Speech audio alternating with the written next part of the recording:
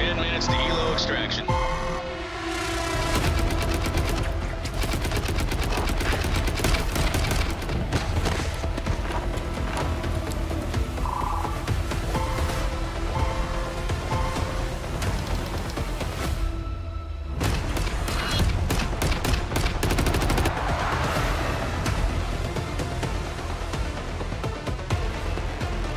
Helo inbound. 50 seconds to extraction.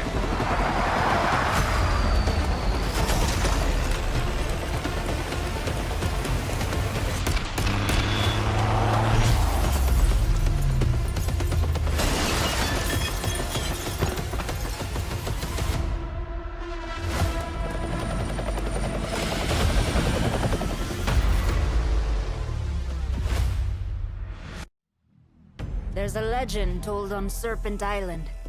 A warrior could not pierce the serpent's body, and so it tricked it into swallowing a sharp blade. When we made plans to detonate the Kurohana Go, we had no idea that bombs had already been planted inside the ship. Now, the Kurohana Go has run aground here, and the T-3 it was transporting has drawn the world's attention. This is not an end. After all, chaos creates opportunity.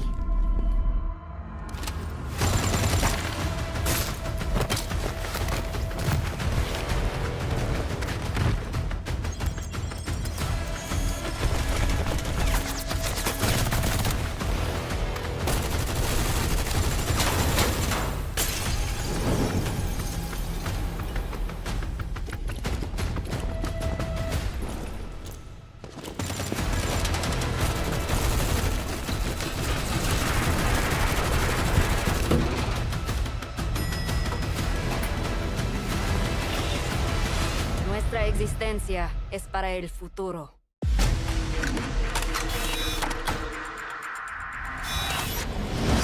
Five minutes to helo extraction.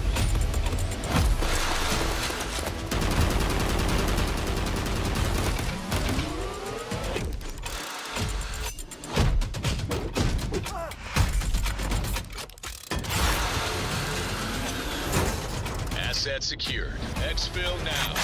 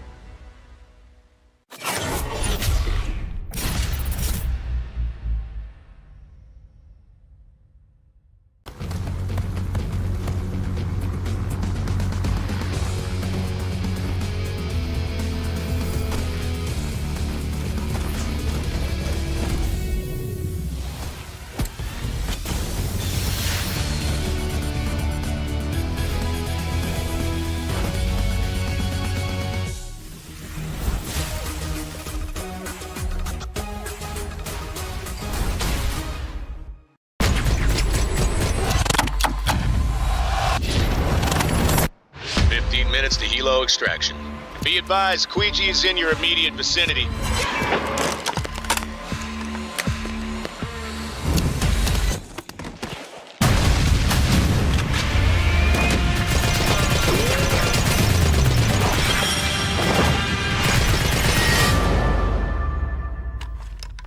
Contract fulfilled. Prepare for exfil.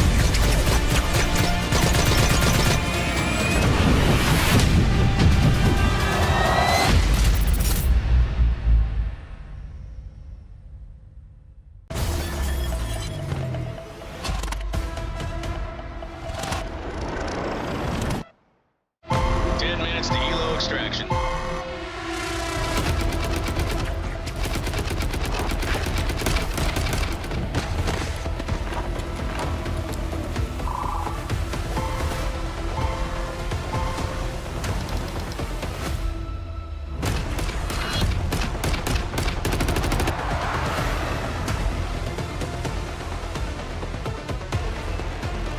Helo inbound. 50 seconds to extraction.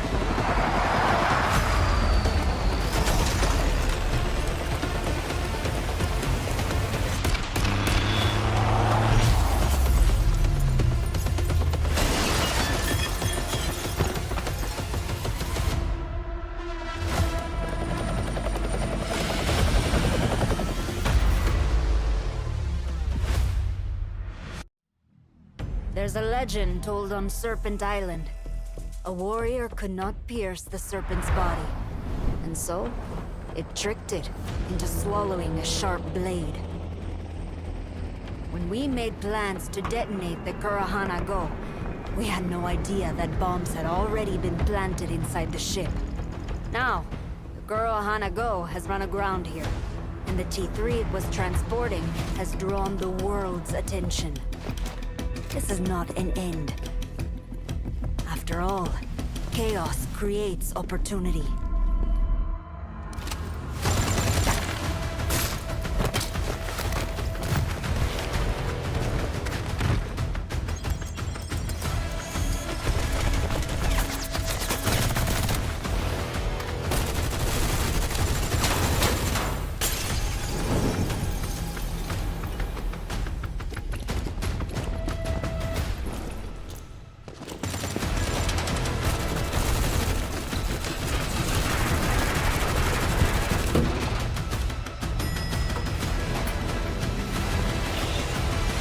Nuestra existencia es para el futuro.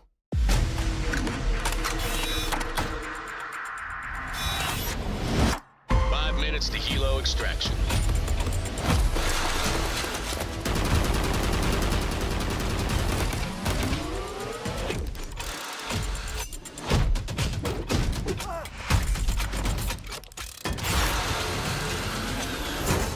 Asset secured. Exfil now.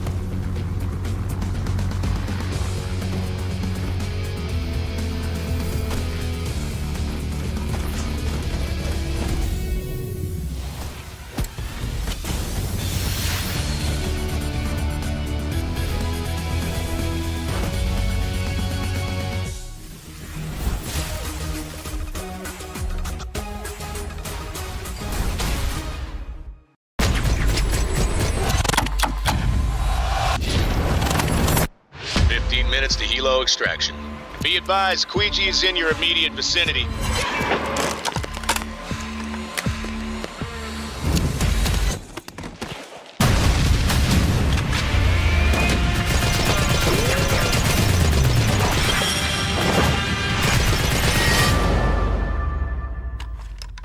Contract fulfilled. Prepare for exfil.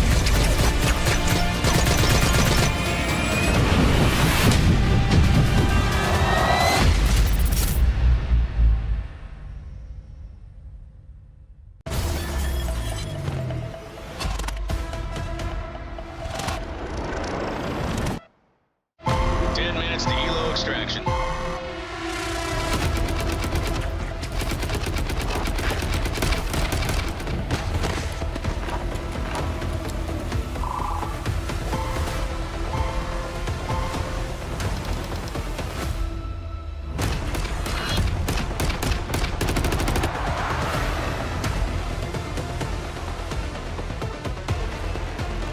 Helo inbound. 50 seconds to extraction.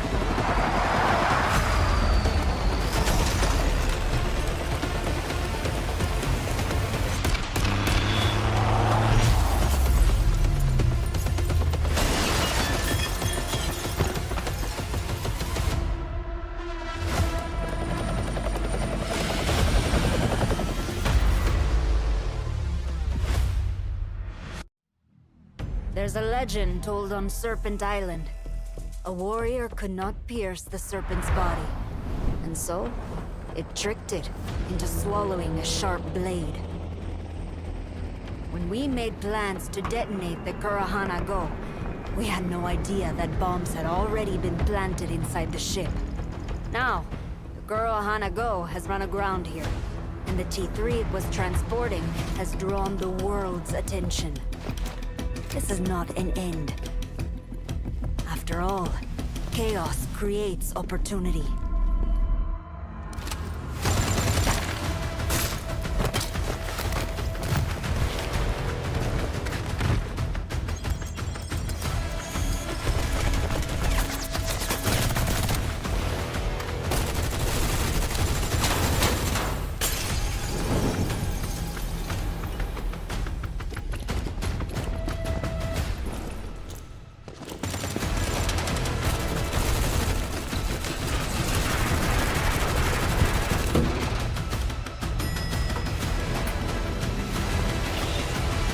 Nuestra existencia es para el futuro.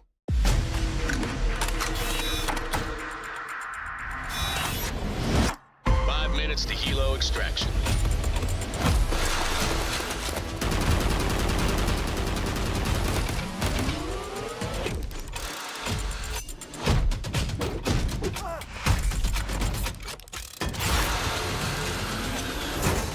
Asset secured. Exfil now.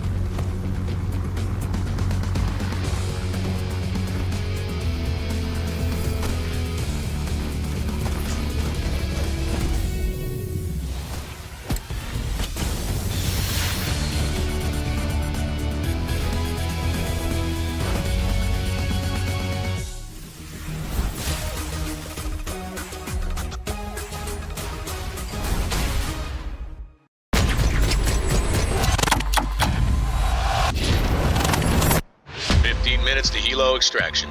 Be advised, Quiji is in your immediate vicinity.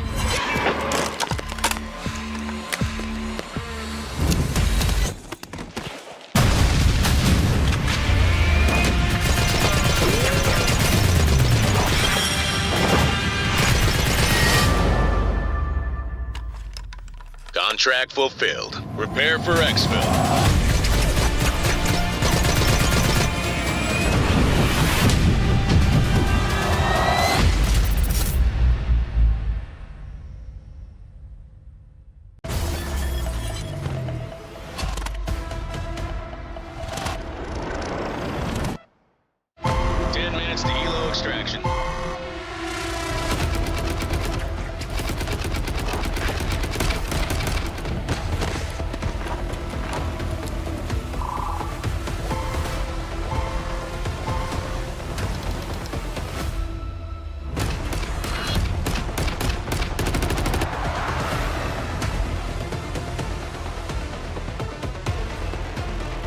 Helo inbound. 50 seconds to extraction.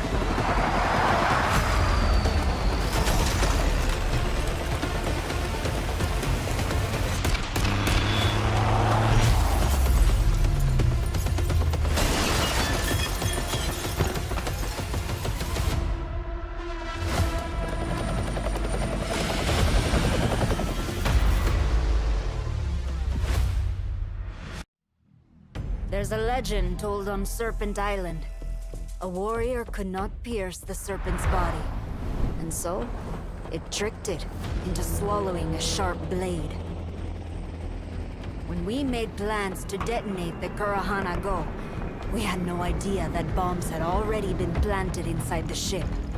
Now, the Kurohana Go has run aground here, and the T3 it was transporting has drawn the world's attention. This is not an end. After all, chaos creates opportunity.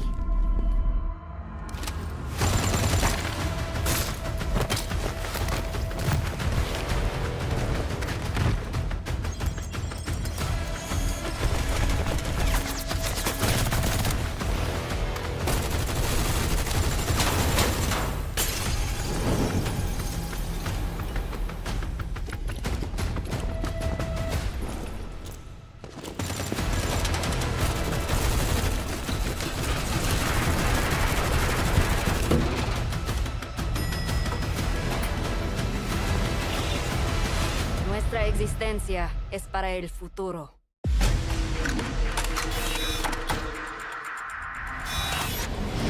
Five minutes to helo extraction.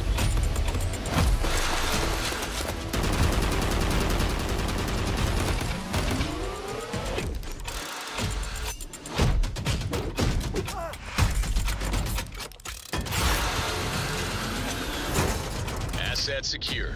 Exfil now.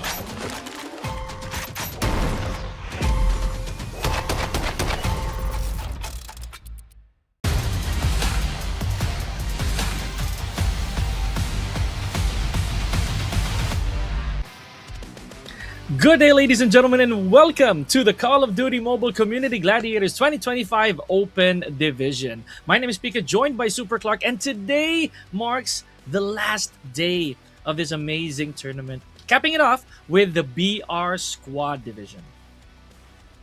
You are right, Pika. Good evening to all of you guys. This is going to be the last day of Community Gladiators Open Division 2025. And just like Pika said, it is a BR squad. So you will be surprised with the teams who will be playing for this battle. Just to remind everyone, our prize pool, 400,000 COD points, and that's going to be a lot.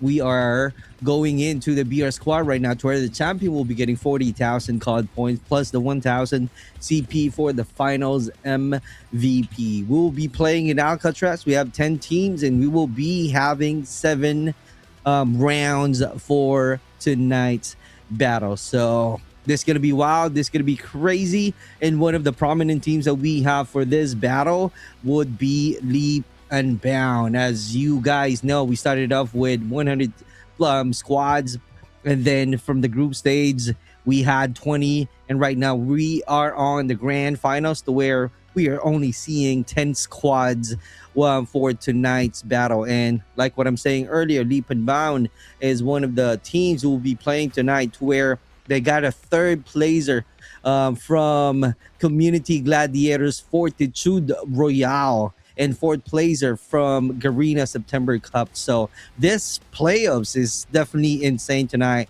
for the BR teams. Oh, absolutely. Leap, for one of the teams that we're actually talking about, they scored no less than 20 frags, from their encounters previously. But again, they're just one. They're one of the many teams, Super Clark, that we're going to have to be watching out for today.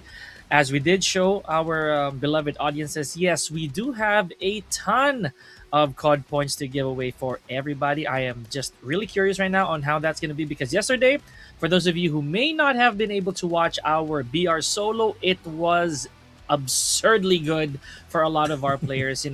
7 solid rounds in Alcatraz. We may be getting less for today, Super Clark, with 5, I believe. We have 5 rounds, if I recall correctly, here for our squad. But it's a squad.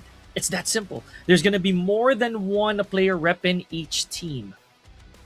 Right. I couldn't agree more. So just to think about it, Leap and Bound got a lot of elimination. In fact, like Pika saying earlier, all of the players got 20 plus kills all throughout the 3 rounds of the group stage. That's their phenomenal performances. And just to remind everyone as well, aside from Leap, we have Blackfire, who happens to have, oh my God, 30 plus kills on the group stage. Clearly one of the forces to be reckoned with. So let's see what's going to happen. This is going to be interesting night. And yeah, they both have their share of experience at the Fortitude Cup, right? Like or the previous Community Gladiators. So there must be some kind of familiarity within these players. And I use that word a lot because I feel that the community that we have right now, they have faint ideas, if not great ideas, of who they're going up against. Especially in BR, right? You'll never know. Like the moment you dive in, especially when we're talking about ranked, right? These players, they have probably no clue whatsoever as to the plan of the oppositions. But again, these teams, they faced each other off in the group stage, right? Not to mention potentially scrims, right? So there has to be a hint somewhere on how they play, especially with Alcatraz. Super Clark, small stage. We kept saying that yesterday. That is definitely true. Small stage, but if you remember from the BR solo last night, Zach Blaze created his own stage by just, dancing on top of the tower. So let's see if we will be seeing that one here from the squad. But this clearly a different battle, a different strategies that we might be seeing. This is going to be a tight space, though a lot of buildings, a lot of corners that they can think of or use as one of their advantages. But it is what it is. This is still a team versus team. So tonight we will be having 7-round battle for the Alcatraz with the 10 top teams that we have for Garena Community Gladiators Open Division 2025. Got it. So we are doing 7. That is good to know. We're gonna have a lot. We're gonna have a lot of matches for today, Super Clark. Not to mention a lot of chances for our teams to gather up those points, right? If there's any reminder for those of you who may not have watched yesterday, or even those who did, we're going to be tallying and showing you the team accumulated points a little later on, so you can keep track of how they fare amongst these 7 rounds of Alcatraz. Yesterday was just pandemonium, guys. So today might not be any different. It could even be messier. Who's to say that it might not be messier than yesterday? Oh, this might be a chaotic battle because a lot of prominent teams that we have on the list. As we start our battle, I think our Mr. Control will be correcting our graphics for this first round. But yeah, we are definitely starting the first round tonight. This is a BR squad in Alcatraz. Yep, excited, super duper excited. For one, I'm just, okay, here we go. Never mind. I was going to say that yesterday we had our eyes on individuals, right? But now, of course, being a squad, we're going to have to keep our minds even more open here. So we're like, okay, we're lighting up the feed very, very quickly here. And, wow, immediate elimination. So, Super Clark, yesterday, those lives, they were very precious. In this case, we don't want those blames to go on these players who are eliminated. But again, we can't help it, man. Look at that. Look at all the activity, man. Look at all the movement in this singular vicinity alone. That's crazy insane. Igniter being activated. Clearly evident in winning that fight. Great job coming out from Trevor with the first blood from his bag. Looking at it, that's going to be a chaos 2v1 inside of the Style House, but also getting some damages while trying to do some reset. That's going to be interesting. You got to be careful. You got to watch all of the corners, especially inside of the Style House. Maybe they're playing kill points right here, so that's why they're proving that they are really strong from this battle. In fact, that we are showing you earlier was Gaijin moving on to the SDPH, folks. Right, so right now we're gonna be keeping that side of the board blank, Super Clark. It's not gonna look real pretty later for sure. Got a lot of BY-15 action going up front, and yesterday, Super Clark, we saw how destructive these shells can be. Right, look at that. We got echoes on the board. I don't know, man. I'll be honest with you. The only thing that's missing right now is somebody literally going in with a single tap. Yesterday we did see that, with some echo action, some striker action. Yep. Right? But we needed follow-throughs. That's the only thing we're left to see today, I feel. A single shot to end the match. Right, so here we go. That's a tight space to play around. Can you imagine? Blackfire is definitely trying to have a lot of actions right off the bat. As you can see, here we go. Alien from Immortals Esports knocking off a soldier, but also being traded at the same time. He's definitely pushing in. Is this going to be SDPH? And clearly SDPH got a good space with a help coming out from the team. Uh-oh. And a lot of stuff going on down there too, ladies and gentlemen. So keep your eyes on the sides, on the frag feed over here. Look at that. Again, more BR action. There's just a lot going on for us to follow here, ladies and gentlemen. But we already did lose one full squad by the looks of it, Super Clark. Absolutely. Here we go right now. SDPA still on top. Sin also appearing in our killer feed, knocking out a soldier. Same thing with Delta. As you guys know, Delta Main is playing and joining the grand finals of the BR teams. And just like that, losing another player right now. That's a good trade coming up from Sin and Delta Main. Here we go. And Con3 is the only player alive right now, being the target, repairing the armor, dancing around, dodging all of the bullets. But how long can he manage to survive? And because of that one, he gets the win. But Delta Con3 loses the battle. That's really the story on what is going on, fighting against Sin and Delta Main. Oh man, okay, that was really fun while it lasted, right? But every good dance has to come to its end, unfortunately. Here we go. Again, more action underway here, ladies and gentlemen. There's just so much going on. You know what? At this point, I'm gonna let them duke it out, Super Clark. I'm gonna let this happen. I'm just sit back, relax, and enjoy all the havoc that is laid in front of me right now. Right. And leaping down right now, one of the best things that we have. And Burn, let's see if he's about to burn an opponent going on to the third level. Meanwhile, Sin still, oh my god, what a skin. I really want to have that, but I don't have COD points, so it is what it is. I'm just, doing some shoutcasting and being envy with the skins that they are using right now. But yep, we are going back to the battle. VVV, Gaijin, Hajime, one of the OG players that we have in BR, definitely. And MJ, one of the best players for the Leap and Bound. Clearly the MVP before, as you guys know, if you guys watched the LAN tournament, MJ being crowned as MVP, overall MVP for that LAN tournament. Wow. We can talk about rubbable credentials, man. The man definitely has something to boast moving forward. Now here we go. Again, more action. Check out I'd say the southeast side of our map here, Super Clark. We got a lot of space to maneuver near parade grounds, but it looks like everybody's just taking the long way in back to the cell house. And yeah, that solitary player right there at the bottom, or that solitary that mark right there. I'm gonna go back to that.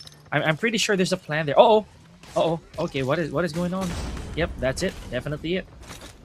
All right, losing the battle in Cerulean right now. Yeah, is definitely trying to do some reset, trying to find some great aim. Here we go, connected a few shots, but not enough to knock him down because he just really needs to do some reset. VVV still being alive at the second level of the cell house, and Shin from Cerulean right now doing some resets. So let's see how this is gonna go. He got a good cover, and that's gonna be one of his advantages. But man, oh man, that's a 3v1 situation. How long can you survive? And that's the one that I'm talking about. Luki, one of the best players as well of the Blackfire. I love that. Luki got them mobilities going on, man. I'd say that right there, that encounter was perfect. That's a good way. That's just one of those. The small details that we're gonna have to watch out for a little later on. Okay, so Delta again, Country a while ago, we did witness the demise, unfortunately, but now back on the action, and again, Country got knocked here by Anbu's zone rather. Right, and the MVP still being alive, getting 3 kills already. As you can see, 17 kills right off the bat from the leap and bound, and still doing some reset, finding some great opportunities right now to share all of their resources. Going on top, that's going to be Guy Jean, but they are separated from each other. I'm not sure if that's really a plan, but Hajime, let's see how effective it is, or he's going to lead the team or not. That's a former MVP player out there, and Luki still trying to make sure that he can get more kills, just like that. Blockfire right now rocking up 19 kills in total. My goodness, like, here we go. Red, just I'd say looking for violence here. Oh yes, this spot, yeah, we're gonna talk about that, ladies and gentlemen. Yesterday, you have no idea what happened up here, but for the time being, we'll keep our eyes peeled. We'll keep our eyes peeled. Okay. I don't know what that is. I don't know if that was probably supposed to be a finished frag. Super Clark, a little bit stuck there, but you know, we'll check on that a little later on.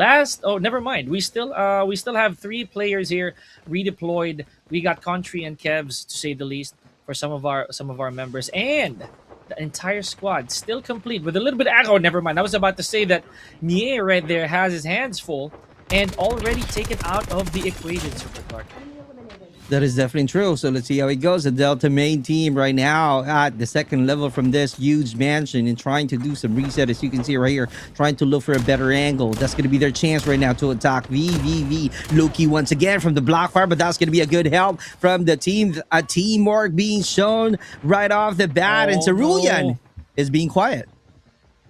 Yeah, this is just carnage everywhere, man. Okay, here we go. We got Berto still, I say still alive and kicking. Just took a few hits there. Very, very, very solvable. Now, if we're gonna talk about yesterday and transposing to what happened yesterday to today, Super Clark, these right here, these tents, they can be very useful if you're on a 1v1, right? But not anymore. Right. Nope. Shoutouts to you, Lem. I will never forget. But whichever teams right here that would like to take refuge in one of them tents, we absolutely triple dare you to do so. Right. This is really a different gameplay right here. I don't know if Lem will be able to survive longer. But yeah, this is a team squad battle. Luki once again, med class being activated. So it only means that they got some good classes going on already. So it's going to be depending on them on how are they going to put that kind of role. How are they going to effectively use it? Because Blackfire clearly one of the forces to be reckoned with. And SDPAs is also one of the best teams. As you can see, they're rocking on 14 kills in total. And again, that's already a statement on its own, Super Clark. Being one of the most bloodthirsty to start off our match number 1, that really says a lot. And again, more burning from Burn at the expense of Black from Delta. We did get a little bit of favor return right there. Burn also knocked down. I don't know if he's taken out already. Right. And we might be seeing a lot of number of kills from each squads because they know already. They know their opponents, kind of like they don't need to, review, check all of their opponents because they're fighting each other from any other tournaments. And we keep seeing this kind of teams keeps on appearing from any scrimmages. So they know already. They know each other. So I don't know what kind of strategies that they're going to do, but a lot of folks right now, a lot of players just, trying to be aggressive and trying to win a lot of gunfights. We've been stuck at 8 teams for the longest time now, I'm not going to lie. So you know what that means? Whenever there would be a casualty, response is very near. I'm going to keep watching that. But look at this. It's looking to be very, very personal between Leap and Delta. So at least so far, man. Let's see if there's going to be anybody. Yeah, I was about to say that now. VVV, they got caught in the crossfire here, I would say so, between those 2 teams, Leap and Delta. So let's see, Super Clark, how many more will be collateral damage, to say the least. All right, let's see if there will be any collateral damage. Igniter being activated right now. Here we go. Pushes on to the rooftop. Just like that. Blockfire fighting against Leap main team. Here we go. This is going to be an interesting match. They are really a pro teams. So let's see how this is going to go. Is that going to be another bragging rights from the Leap and Bound or Blockfire? Gaijin is also out there trying to do some third party. One of the players from Blockfire is onto the ground. And Toxic Esports is also joining the war. So let's see if that's that's going to be effective because they're fighting against the prominent teams. They are fighting against the pro players, brother. Yeah, it's gonna take forever at this point, man. Now we're down to our last 6 teams. Some of them have already suffered insane casualties, not to mention the depletion of their resources. Okay, again, Leap right now, as we mentioned, one of the teams to watch out for. They've been primarily the suspects that you've been seeing on your I'd say the kill feed here, folks. So again, take a very solid look on how Leap is gonna be, because it looks like they're gonna be taking a lot, and I mean a lot more names after this, Super Clark. Right. And Toxic Esports right now on to the hill. Void knocking down one of the soldiers. MJ is also knocking down one of the players of SDPAs, adding more kill points. They got a total of 33, going back to Hajime, one of the OGs, former VVV team. And right now, Hajime is definitely taking the lead of Guy Jean. Who knows? And Travis right now trying to be active, rotating, doing some reset. Oh, absolutely. I'm gonna wait for that. Here we go. Not to mention, Super Clark, at this point, remember yesterday how a singular skill, a singular class skill can actually make the difference. It can't be it can't be a solo flight for most of our teams. So speaking of flight, oh my goodness, okay. What a leap right there from Cardell. Yep. Great job from Cardell, but Blackfire still got a complete squad with 32. Can you imagine? That's really a lot number of kills already. And checking out their opponents on the other side of the island, Toxic Esports and Leap and Bound as well. So they're just going to choose whether, if they're going to push in or not. Cardell able to knock down one of the soldiers of Toxic, which is E-Bun or I don't know, E-Bunny, I don't know. Cracking out at this, but Zone, the M-Zone, one of the famous players of the Leap and Bound. So we are seeing his faces all over the page of Garita because of the Christmas. And here we go, seeing them right now fighting against each other. Travis once again adding more kills, 34 in total. SDPAs is the next target, who will be going to grab the win at the very end. Medclass being activated right now, closing out the gap, but it's going to be a ceasefire because of the gap, in Toxic Esports trying to have a better position.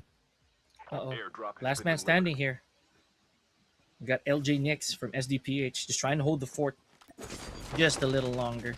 This is what we're talking about, Super Clark. A while ago, we still had a good enough population from our teams, but now we're down to our final 4, and not everybody's complete anymore. So you know how that's like. You're gonna be carrying the burden of your flagship. Absolutely. Here we go. Cardell, the only player knocked down by Red. Can you imagine? Blackfire clearly setting a fire on our round 1 with 36 and 19 for the SDPAs, being the only player right now. Hajime still on top of this lighthouse and being aware from his surroundings. So let's see what's going to happen. So many memories, man. So many moments made from that lighthouse over there. And it's going to be a core memory for me now because of what these players have done, and maybe so here in the squad BR as well. Anyways, so we still have a full stack here. A full quad, if you will.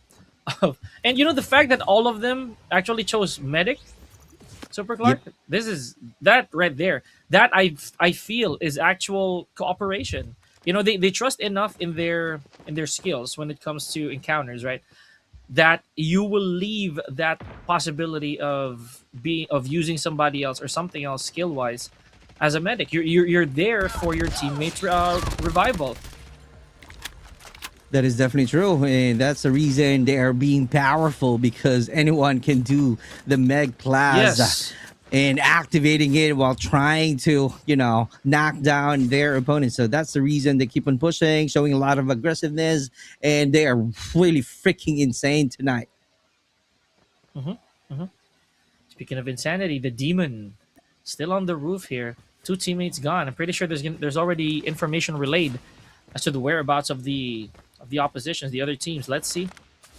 Oh man, we are gonna have a slow burn here, Super Clark. But again, 38. No, make that 39 total frags on the side of fire right now. Blackfire. I'm telling you, this is something else. This is how you start off your BR squad matches here, Super Clark. Supply drop inbound. Absolutely. So that's why they're really being on top and being consistent, because from the group stage, they're rocking 30 plus each players of Blackfire. But right now, they're clearly doing it again. They know how to do it. So that's why there are the pro teams that we have in our community. And Gaijin right now, Hajime still being alive, Toxic. May still out there on top. Oh my god, Class being activated because he knows already that someone is out there, and May trying to connect some few shots using that sniper, and Red knows that already.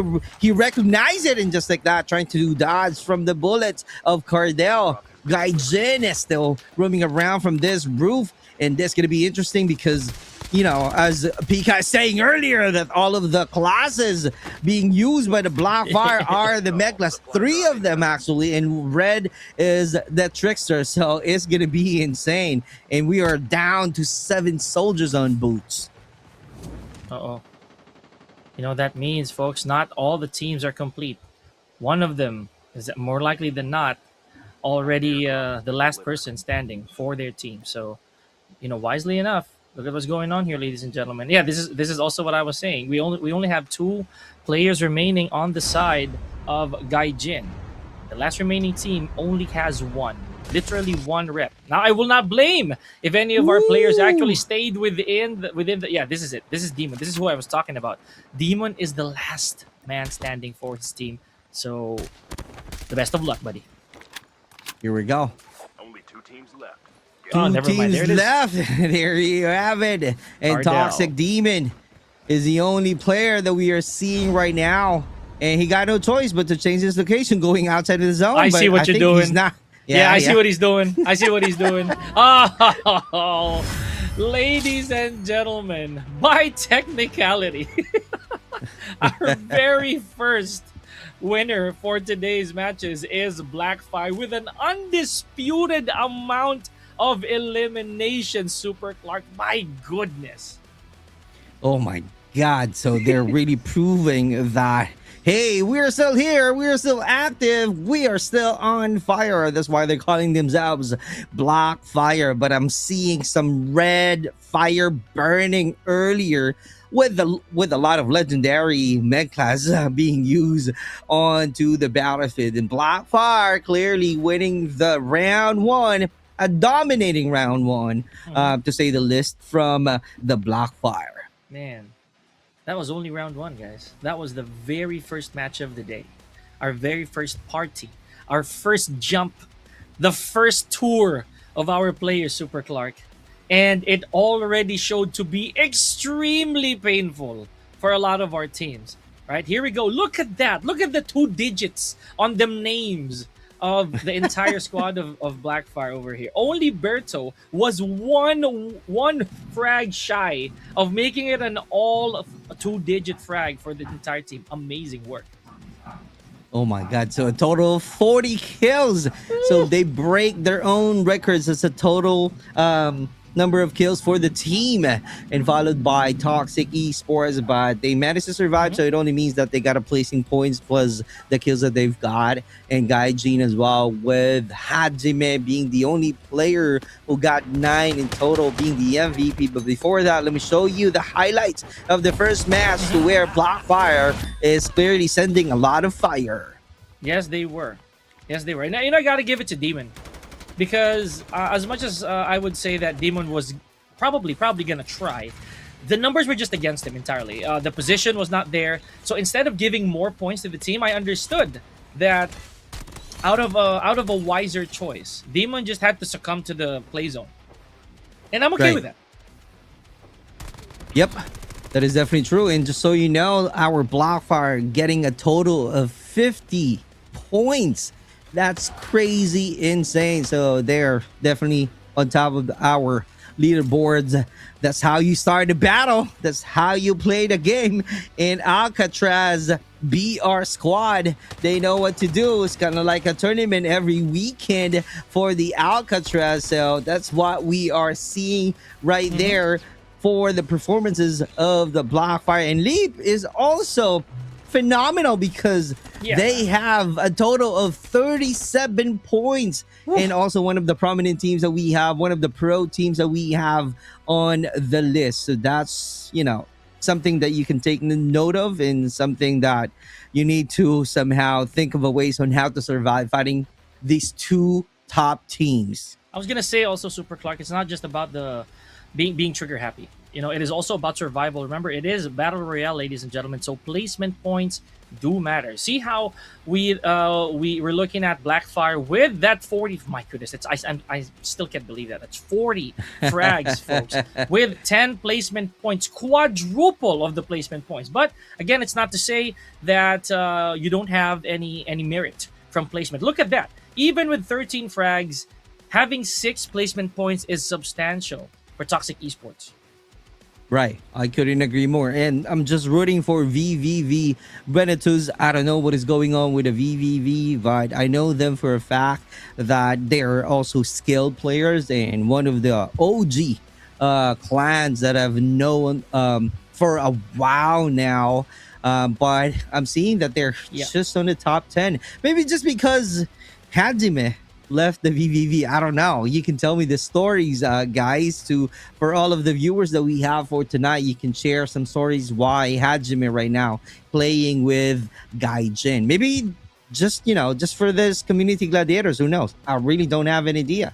But in terms of their performances, they are really at the bottom. Gaijin, we are seeing with Hajime on the rank 3 with 25 total points. Mm-hmm. At least for the time being, we know that they're gonna try to up their game, Super Clark. I'm pretty sure we still have 6 rounds to go. We are done with our very first Blackfire making their mark immediately. So now the question remains, who's gonna stop them, or if they can be stopped. Blackfire already making that initial mark, challenging all 9 other teams. If you want this, you're gonna have to take it from us. Right. Who knows? It's still an early to tell, but that's a good narrative to start with. That Blackfire being dominant on the round 1. But the question there, how consistent they are, if they're going to do it on a round 2. Is that going to be a back-to-back, or we might be seeing Leap? But I still want to see how VVV Renatus will be playing on round 2. How are they going to strategize? Because they got a taste of a lot of adversities on the round 1, so it only means whatever strategies that they put on that battle, it didn't work, so they just really need to talk about it. Go back to the drawing board. What just happened out there? It's like every playstyles that we're doing is not really working. I don't know what to do now, so it's a matter of the leader of the VVV right now, how to somehow take a lot of stress and make sure that he can definitely support his teammates to perform well moving into the round 2. Yeah, I've been following VVV for quite some time, to be honest with you. They are one of the teams that I've also observed, not just in this terrain, not just in BR, right? So the team is definitely up there when it comes to notoriety, and I understand the sentiment as to why you're also wondering what happened to Clark. So let's see. There could be something that'll tick. Right, some nerve might get struck a little later. Okay, we're slacking off. We gotta step on the pedal and quick. Here we go. Round 2 already starting in a jiff, ladies and gentlemen. Is Blackfire gonna retain? Are they gonna do another bloodbath for match number 2, or will somebody step up to the plate? Oh, I love that. Let's see how thirsty they are in drinking a lot of blood. Starting the round 2. Oh, this is really interesting. No killer feed yet, so it only means that they just want to make sure. There you go. The moment I said it, we saw a lot of killer feed action already for this round 2. Okay, and that thunderous announcement of first blood, that is always a statement, ladies and gentlemen. Whenever that happens, you know that someone is ready to go. Here we go. I would say the SDPH as well, Super Clark. They were doing very well earlier, right? We saw some, again, look at that, 23 points. Sure, it's not within the top 3, not a podium finish, but it's pretty close, along Gaijin. So Right. let's see how SDPH is. Look at that. I was just talking about it. SDPH now filling up our feed at the expense of our second placer earlier, Toxic Esports. Right.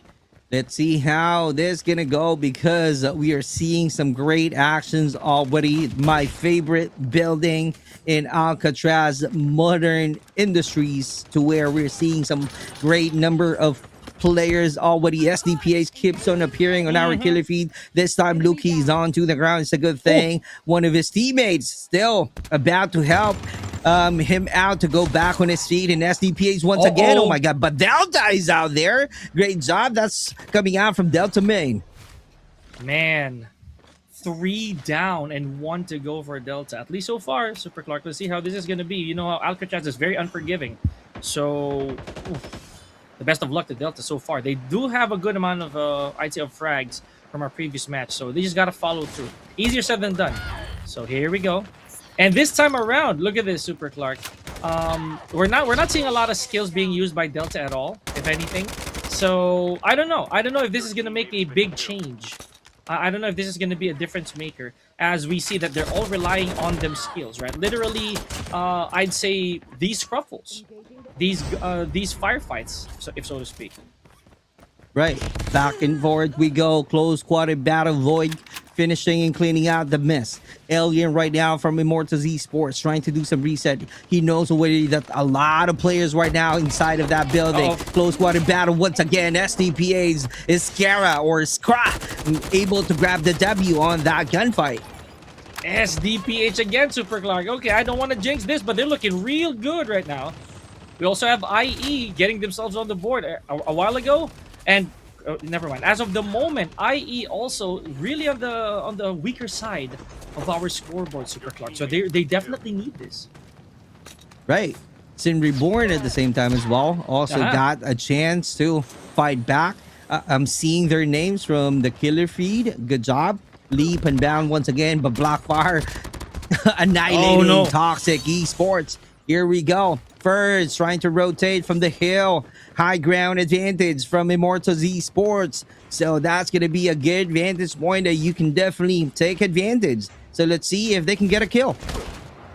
Woo! That we will check a little later on. So hold that thought, ladies and gentlemen. We're looking back at Leap here. They already lost Zone. So a while ago, looking real strong, real good.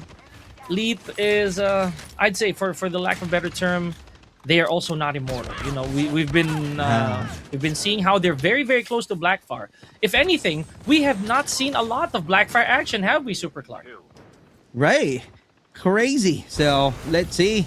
Right now, a lot of players showing a lot of aggressiveness, a lot of close quarter battle, never-ending action. Third party, maybe later on, but yeah.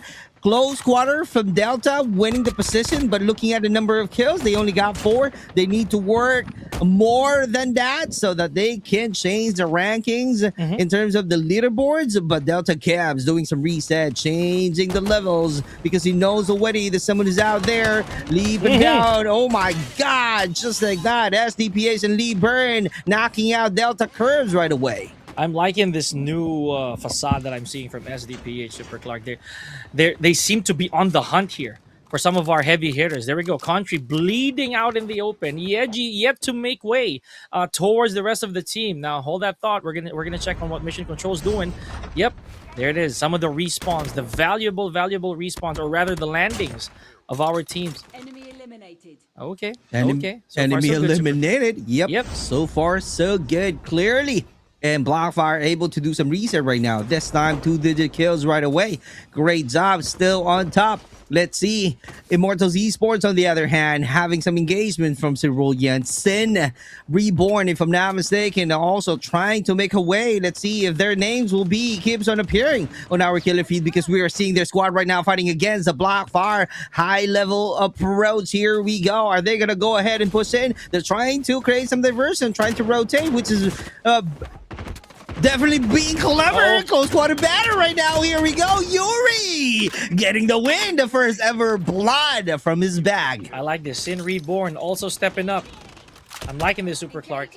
Again, SDPH, man. They are it. Look at that with 22 frags already. 22 solid eliminations. Okay, I had to jinx it. I had to jinx it. Now 2 are gone. My goodness. Okay, that's my fault. I feel that I really have, I'd say one of them unlucky talismans around here somewhere. I'm so sorry, guys. But Leap, one member down. I would say the same for Delta here. They already lost 2 of their members, at least so far. Oh, wow. Okay, bad shred onto black rather. Here we go. Are we getting back up? Ooh, never mind. Black has been capped out. Right. And the Void right now cleaning out the mess. So you can see adding more kills, 17 in total. Crazy number of kills already. And we are moving on to the mid part. This is again the match 2 for BR Squad. And let's see if after this we might be seeing Leap and Bound on top. But who knows? They just really need to do some extra points right now in order for them to take the trophy of the top 1 from the Blackfire. But so far so good. I don't see any action, no engagement yet, but 29 soldiers on boots. Man, Kevs again a while ago unable to respond to the demise of Black. That is a bit painful. Could have been a little lighter. Again, back to the action. We have Void with his hands full, also getting traded out by Shin. Kev, the MG42. Uh-oh. What's going on here? Oh, another one. Oh, BY15. He's trying to work things out just like that. Although it's not a one top, but yeah, he made it work. And because of that one, that's deserving, or I should say, something that you can feel from your blood, because you gotta win using that BY15. Another one right here, ASM10, is the one that he's definitely using from Cerulean, Immortals Esports right now. Nath looking at it. A lot of players are dropping off of Woody, even if we're seeing a 1v1 loss from Blackfire Luki. Uh-oh. Some toxic esports action as well alongside CLN. Let's see. SDPH again. Look at that. Look at that. I am so happy. I am so happy for how SDPH is actually moving. They could retake this entire thing. Oh, ooh! From the window. Let's go. Psycho is out of there. Cue the music. That's crazy surprise from SDPH 100. And because of that, he got a win because of the no reaction from his opponents when he jumped in through that window. Leap Void right now taking his time, and the rest of the team cleaning out the mess. Cerulean, Shin saying goodbye. And on top, once again, another Cerulean is the next target. Ooh. Here we go, one top with a BY15. That's all that we were looking for. That is beautiful. That BY15 is all, that shot right there was what I was looking for the whole day. There it is. No, wish granted. Thank you very much. Now we do have, I'd say, a very long round here for Toxic Esports. All of this happened, and they've only managed to bag 4 eliminations so far. Super like they also were not pretty. They were not, I'd say, carnivorous during the first round. Right? They were okay. They were there, but at the same time, you're gonna want those points. Right. Looking at it, Immortals Esports, after not having a better performances right now, they're cracking 16 kills already. Yes. On top right here, Toxic Esports. That's the only thing that they can do so far. It only means that they are somehow feeling the fear fighting the top teams that we have for this Community Gladiators Open Division 2025. So let's see how this is gonna go. Open battlefield, open area from the Leap and Bound. Toxic Esports still on top, but May being caught off guard. Yes, absolutely. Here we go. More SDPH, man. I cannot believe this. Okay, I'm keeping my eyes on you. Yep, they're still going. They are still going. I'm not just gonna talk individually, man. The entire squad has been putting in the work. I will say that straight up. Okay, but again, I am not walking under a ladder here, right? I do not want these players to lose their momentum, to lose their groove. SDPH, they're giving me chills just by what they're doing right now. Super like this is amazing. Absolutely, they're really crazy. They are being warmed up because at first They're not able to hit 20 plus kills. Right now, they're at 28. Oh my God. Earlier, just 26. Changing the camera, that was really quick.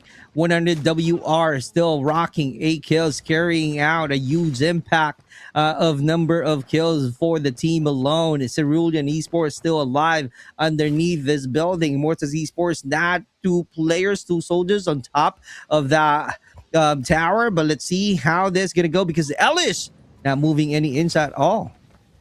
Yeah, I'm gonna get back to that a little later. So, for now, let's talk about Leap, right? Leap, if I'm not wrong, if memory serves, has the most frags so far. Super Clark, I think, with 31 frags. And again, please correct me if I'm wrong. I do not think that. I feel that there's more to be had here.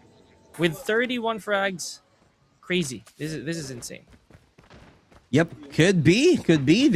They might be the top one in terms of number of kills already, but their SDPAs are really close. And Sin Reborn adding more kills right now, helping out the team, but Leap and Val being powerful, but Burn being burned out by Kriv. Man, I don't know, man. I'm getting new favorites as we progress. I am getting way more. I'd say idolizable. That's not even a word. Dude. Like more commendable players here that I will add to my list of to watch out for. Okay, so is it safe to say this is red as Apollo? Probably. Was that red as Apollo? I guess. Let's see. Could be. Yep. Oh, this is gonna be interesting. That's gonna be too dangerous. But Burn flying down on to the same location, trying to do some regrouping. Here we go. Zone trying to work things out, but Void getting that kill point. And another Apollo that we are seeing right now on top of that water tank, and he got no choice but to get closer from his teammates. And Zone right now is clearly in the zone, but he's definitely using a sniper. We've known in zone already that he's crazy using a sniper, but in the Alcatraz, I don't know how effective it is, but let's see, because he's freaking insane using a sniper. So let's see how good he is in taking that advantage, leveraging the sniper. Elish also knocked again. I've been seeing that happen a lot. Oh, beautiful shot right there from Zone. Zone, a while ago, if I remember correctly, already had a nasty streak. So, Leap. Okay, I think they are the ones who heeded the call, Super Clark, against the Blackfire. Again, anything can happen. It's so early, but SDPH, they're very close, man. They probably dethroned Guy Jin already. Yep. And I don't see Blackfire this time. Exactly. So exactly. They were eliminated early, so this will be interesting. We will be seeing a different leaderboard moving on to this round. We're about to end, as you can see right here, but we still have 4 teams to go with 14 soldiers on boots. Airdrop being given, so there's, let's see, will be any taking a risk gameplay, getting their own loadouts. But so far, Sin Reborn knows what to do. They're not showing any aggression, no action as of the moment. Maybe later. I don't know, who's to say. We only have 4 teams remaining, 14 players in the field here, ladies and gentlemen. So we're gonna have multiple scruffles here, that's for sure, especially during our last few zones. One more frag before 40 here. Oh, there it is. I had to say it. 41, make that 4T1. Who's gonna stop the boys of Leap, Super Clark? Oh my God. I really don't know what to say right now from the Leap Unbound. Crazy. Cleaning out the mascara, saying goodbye. 42. What is going on, Leap Unbound? They are freaking insane. They know already what to do. It's kind of like after getting more points on the first round, they're like, we need to add more. We need to annihilate them all. We know for a fact that Blackfire is on top, and right now we just really need to be on top and be crowned as champion for this Community Gladiators. So let's see if that's going to be the plan or the goal of the Leap and Bound. Adding more kill coming out from MJ. Can he get 2Ps? They are able to survive. Oh boy. Okay, just a couple more. And yeah, wow, okay. MJ MJ was fished out. Okay, I wish I saw that. Now, ladies and gentlemen, we also have IE and Rage here. They also have a little bit of action to worry about. I don't know. I wish we could go back to that. I wish I saw that. Here we go now. Immortals Esports. Burn and Void, crazy active. At your back, 2v1. How can you survive 46 total kills? Immortals Esports still being alive. Burn, trying to find some intel with a 2v1. That's crazy. Void and Zone. What a great teamwork. And we only have 2 teams to go, brother. Oh boy. Again, as anticipated, we have SDPH and we have Leap. 2 of the highest scoring teams that we have so far. We still have a full squad in Leap. My goodness, Super Clark, how is it? Okay, never mind. We have one down on the side of Leap. Is this gonna be enough though? Is this enough for SDPH to try? Okay. So we got 1 knock. It is already looking real dark here for SDPH, Super Clark. Here we go. 2v2 situation. LJ being crazy good with 11. 10 for the 100 WR. But that's a 2v2 situation. This is going to be interesting.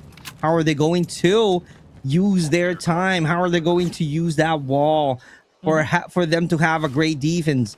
Are they going to go ahead and create some diversion? Oh my God. Oh no. Speaking of diversion, Zone being caught off guard. And this is it. This might be SDPH, brother, with 35 total of kills. 2v1 situation right now. But you got to be careful because Burn is crazy good. He knows where to go. And that's what I'm talking about. Just like that. Igniter being activated right here, doing some reset, trying to find some perfect timing. At your back, close quarter battle right now. Wall is the only thing that they need to take note. And cracking out that vest is gonna be Burn, burning him out. Leap, unbound, ladies and gentlemen. Need we say more with that stellar performance, ladies and gentlemen?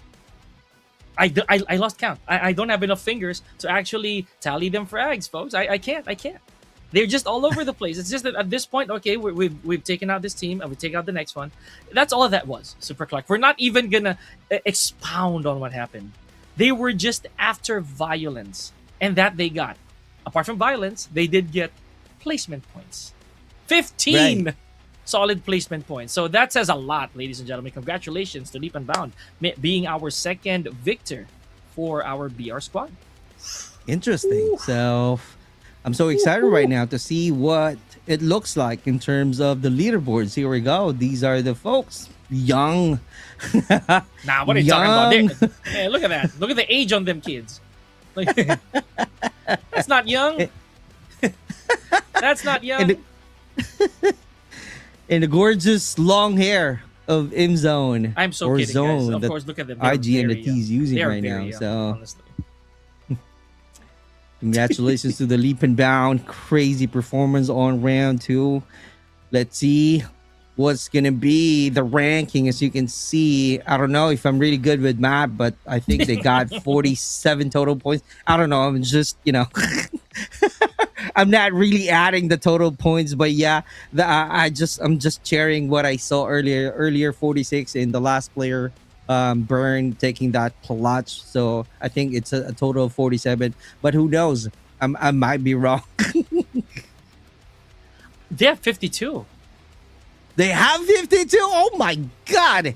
That's total 52 of points. So 62 plus the placing points. Then. Yeah, pardon me. Is Amazing. it 10 points for the placing? Is it not 15?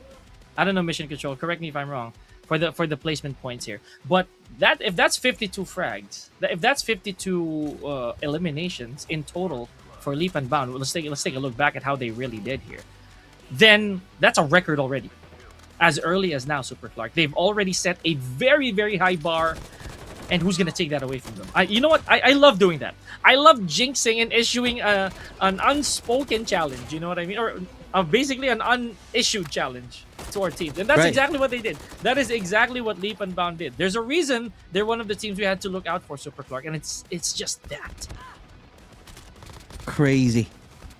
And this is gonna be another, I should say, maybe one of the topics that we have in BR community, because these folks, these teams also joining some global tournament, and they're also experiencing this kind of Alcatraz battle, and they're like some of the teams from global questioning them on how they play.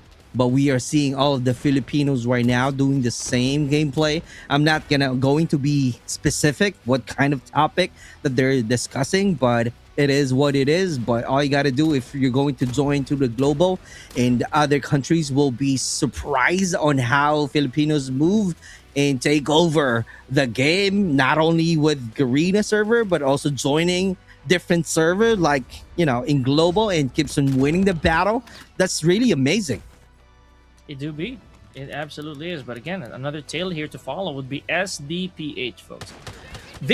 I believe they were fourth, only next to Gaijin prior to match number 2. But they made grand finals. They made the final 2 here, if we're going to be very specific. And it was down to the wire, ladies and gentlemen.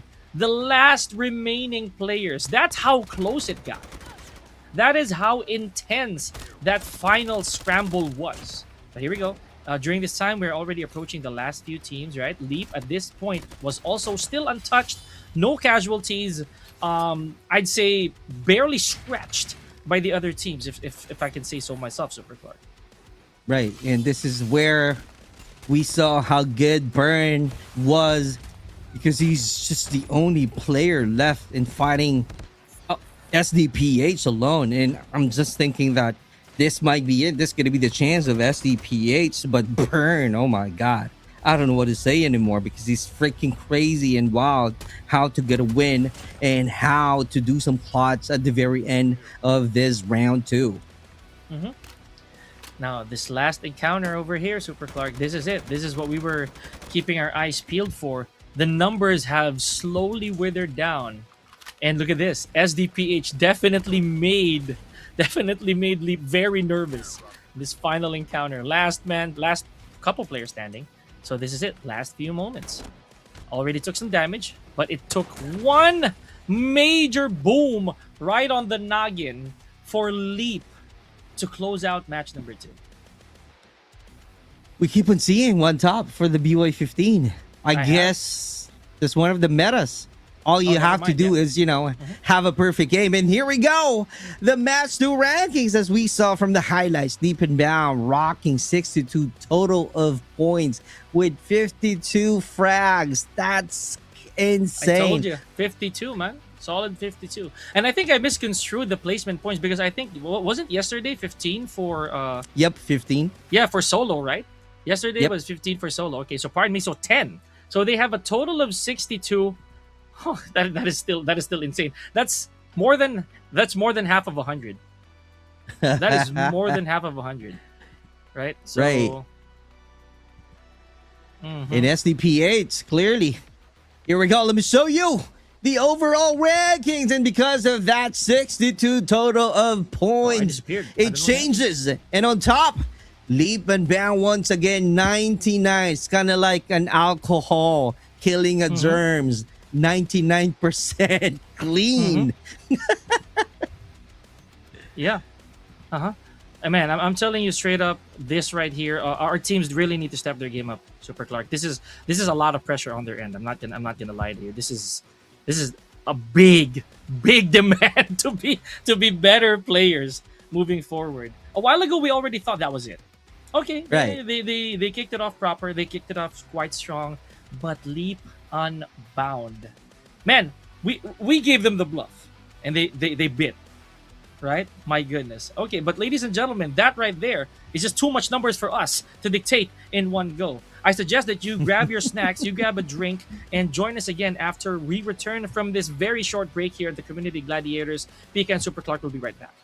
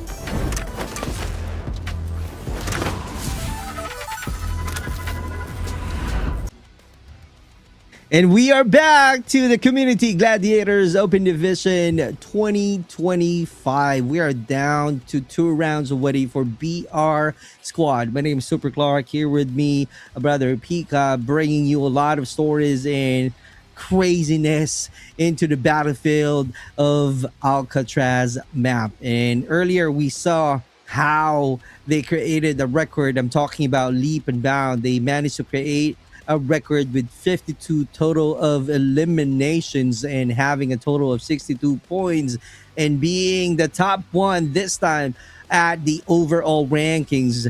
On the round one, as you guys are seeing right now, Blockfire gets the round 1 W and changing it to the Leap and Bound moving into the round. So it's kind of like there's no back-to-back win. So let's see. Moving on to the round 3, is that going to be a loss of energy from the Leap and Bound, or they still have the energy that they can use and to do some back-to-back?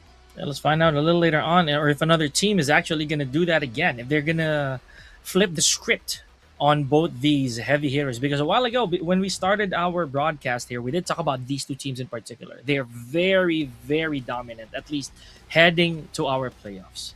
So, is it going to be the case? Is this going to be a two-sided bout for all of our teams? Is it just going to be Blackfire? Is it going to be Leap? No, I don't think so. Some of these teams, personally, Super Clark, I've already laid eyes on, like, say, VVV.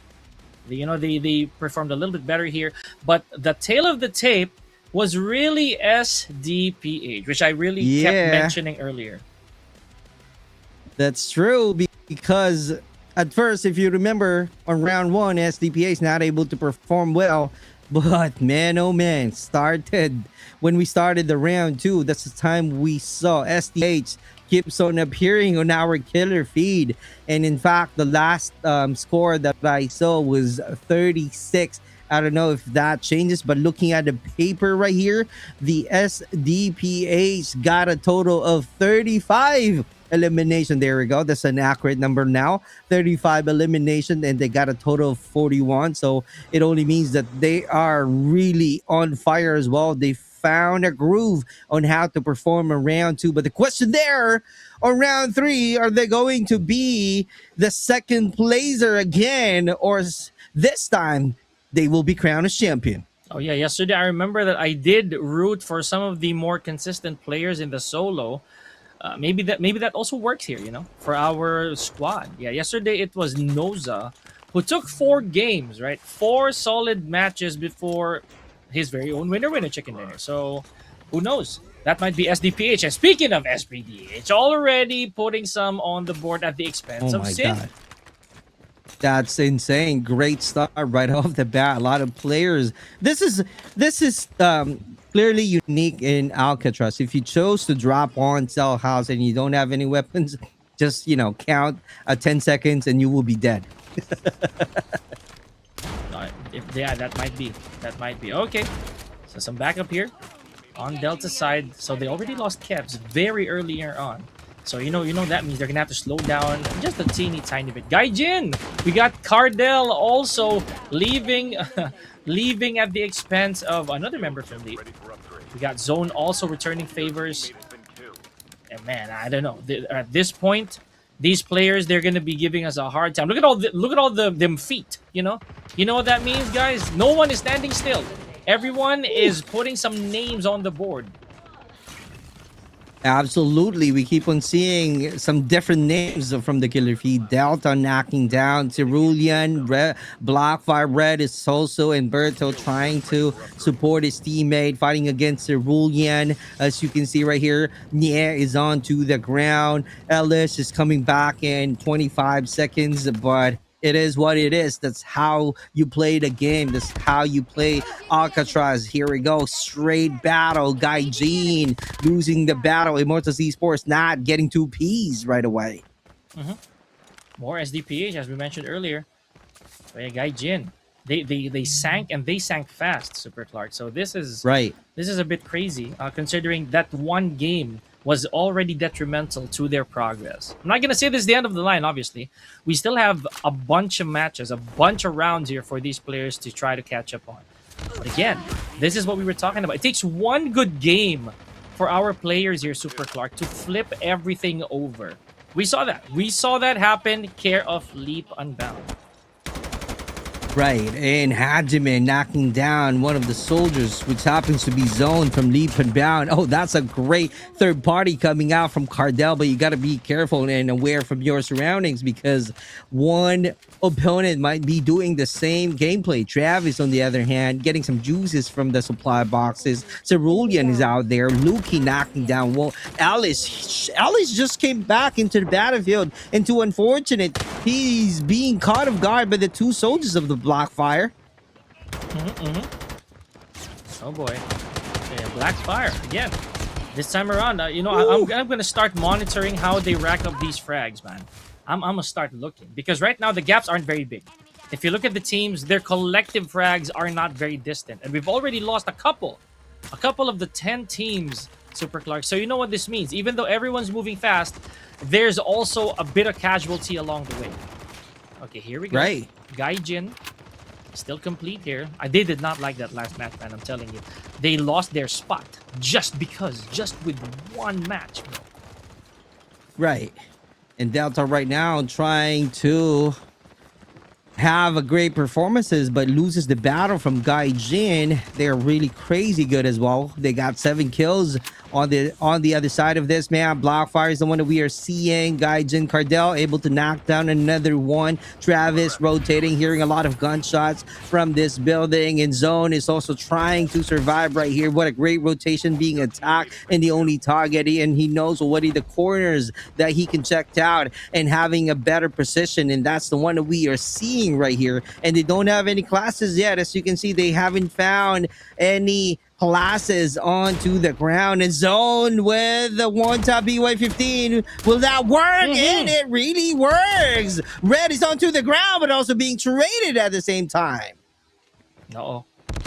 Okay, Maestro. Oh, there it is. The finishing touches. Curtains close. Here we go.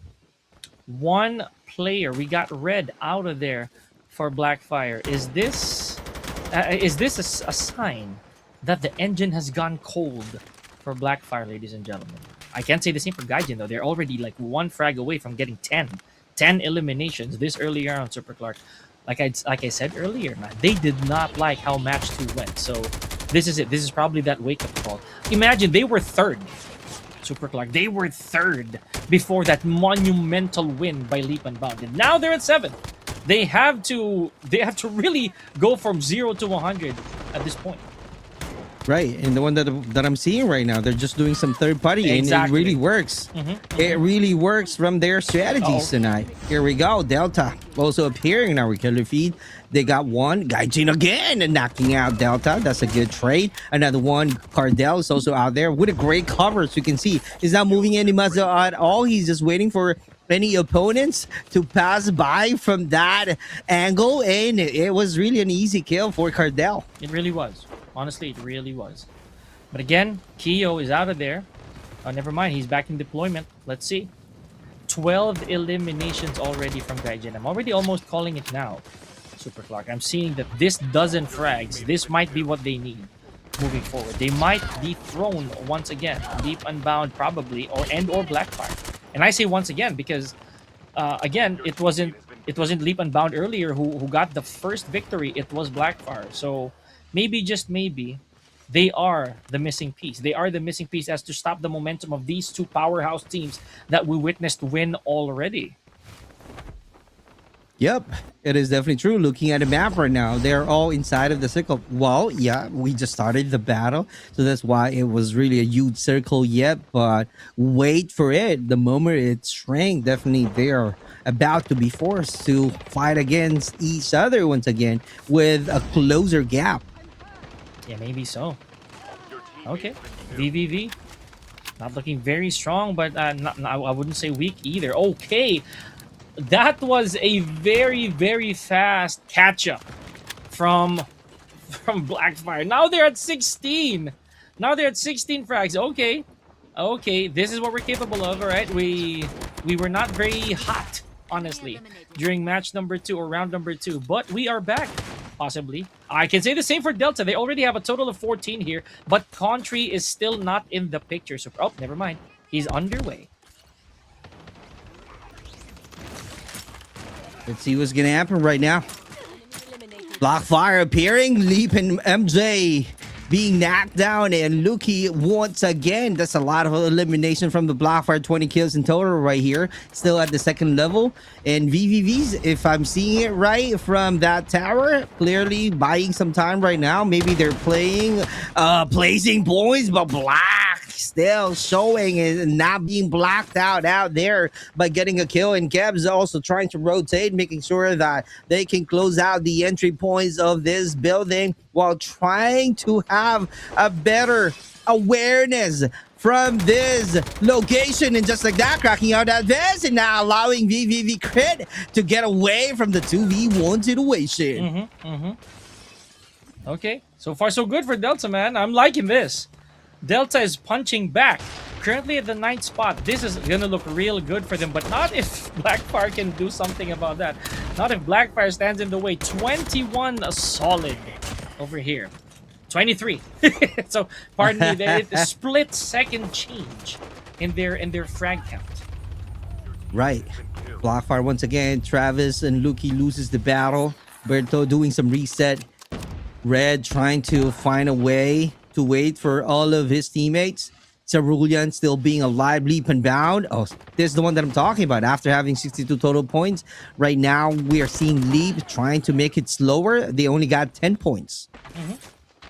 But Delta, though, I don't think they're the type, you know? I don't think they intend to slow down anytime soon. They're very close. They're very close to, I'd say, to the initial top fraggers that we have already. 21, I believe, or no, 20, was that 23? Yeah. We got 23 a while ago, last count, on the side of Blackfire. We're going to see that a little later on, ladies and gentlemen. But so far, these teams, man, they're a bit more cautious and, in my opinion, a bit more versed for these gunfights. I couldn't agree more. I love what I'm seeing right now because some other teams who's not able to perform earlier, right now we're seeing some 2-digit kills. It's crazy, great progress. Like Cerulean right now, they got 15 kills in total. I don't know what's going on. Maybe they just learned and, you know, adjusted their play styles and used a different playbook just for them to get more kills. And just like that, what a great awareness, knocking down a soldier and yeah, being caught off guard as well after dropping off from a different level of that building. VVV also still in the mix. Do not turn a blind eye on this team, ladies and gentlemen. Being bottom so far, it doesn't mean that they are gonna back down. So circle panning way more towards Cell House, the Warden's house, and the docks as well. So let's see who among those players or those teams within Parade Grounds are actually going to make way. They're going to have to move up, but be careful, obviously, because some of these teams have already pre-positioned within the circle. Here we go, back to the action. 26 frags and a bit of a knock there for Travis. It's only going to be a matter of time before he gets picked up. Everyone looks healthy on the side of Blackfire. 26 kills in total from the Blackfire. Clearly on fire, still using the same strategy. They got the drone, they got a trickster, they got the igniter. So that's really a good chance, a higher chance for them to add more kills because of the classes that they looted. And right now, seeing Leap and Bound, only 2 classes being available, but 2 unfortunate. Burn is definitely crawling in zone, is out of the game. So let's see what's gonna happen right here from the Leap and Bound. 29 kills from the Blackfire alone. Crazy. Yeah, again, that's what I was saying earlier, man. Blackfire, this is their clapback, you know. 52, piece of cake. And remember, there's still like 8 teams, right? 8 active teams so far. It means more room for elimination here for Blackfire. You know, I'm also not gonna be insanely biased here with how they are, because some of the other teams are also pretty close, and they have their solid 2 digits already, including Delta, who I've kept my eyes on the whole time. Right. Let's see, because Delta got 19 kills in total right now. Looking at the overall rankings, they're on the top 9. So they just really need to do a lot of work right here. Do 20. some great gameplays. Gaijin is still being alive right now. SDPH, Skara still inside of the stall house. So let's see How are they going to approach this situation? Because we are moving on to a smaller circle. Earlier, they still have a lot of spaces, but right now they're just gonna think and be passive for a meantime because not all of the teams right now are really being aggressive because we keep on seeing them just just trying to rotate from the building, changes their levels, going down, checking the windows. That's it. Trying to be ready for any long range battle. And also the other players from their own roles that just want to make sure that they got a great defense. So those are the gameplays that we are seeing from the rest of the teams. Right. So let's see what's going to happen because Pika, we got some news from the mission control. Yeah, just a little bit of a technical anomaly here, ladies and gentlemen. We're going to be resuming that in just a bit. But before we went to this very minute break, I believe that some of our teams, again, they are approaching their 20 frag mark. So Delta being one of the first ones to do it, I believe Super Clark has already established that, we are part of this. We are part of the top dog so far for our match number 3. But this is what I was talking about, Blackfire. There's a reason that they are one of the teams that should be watched out for. And there it is.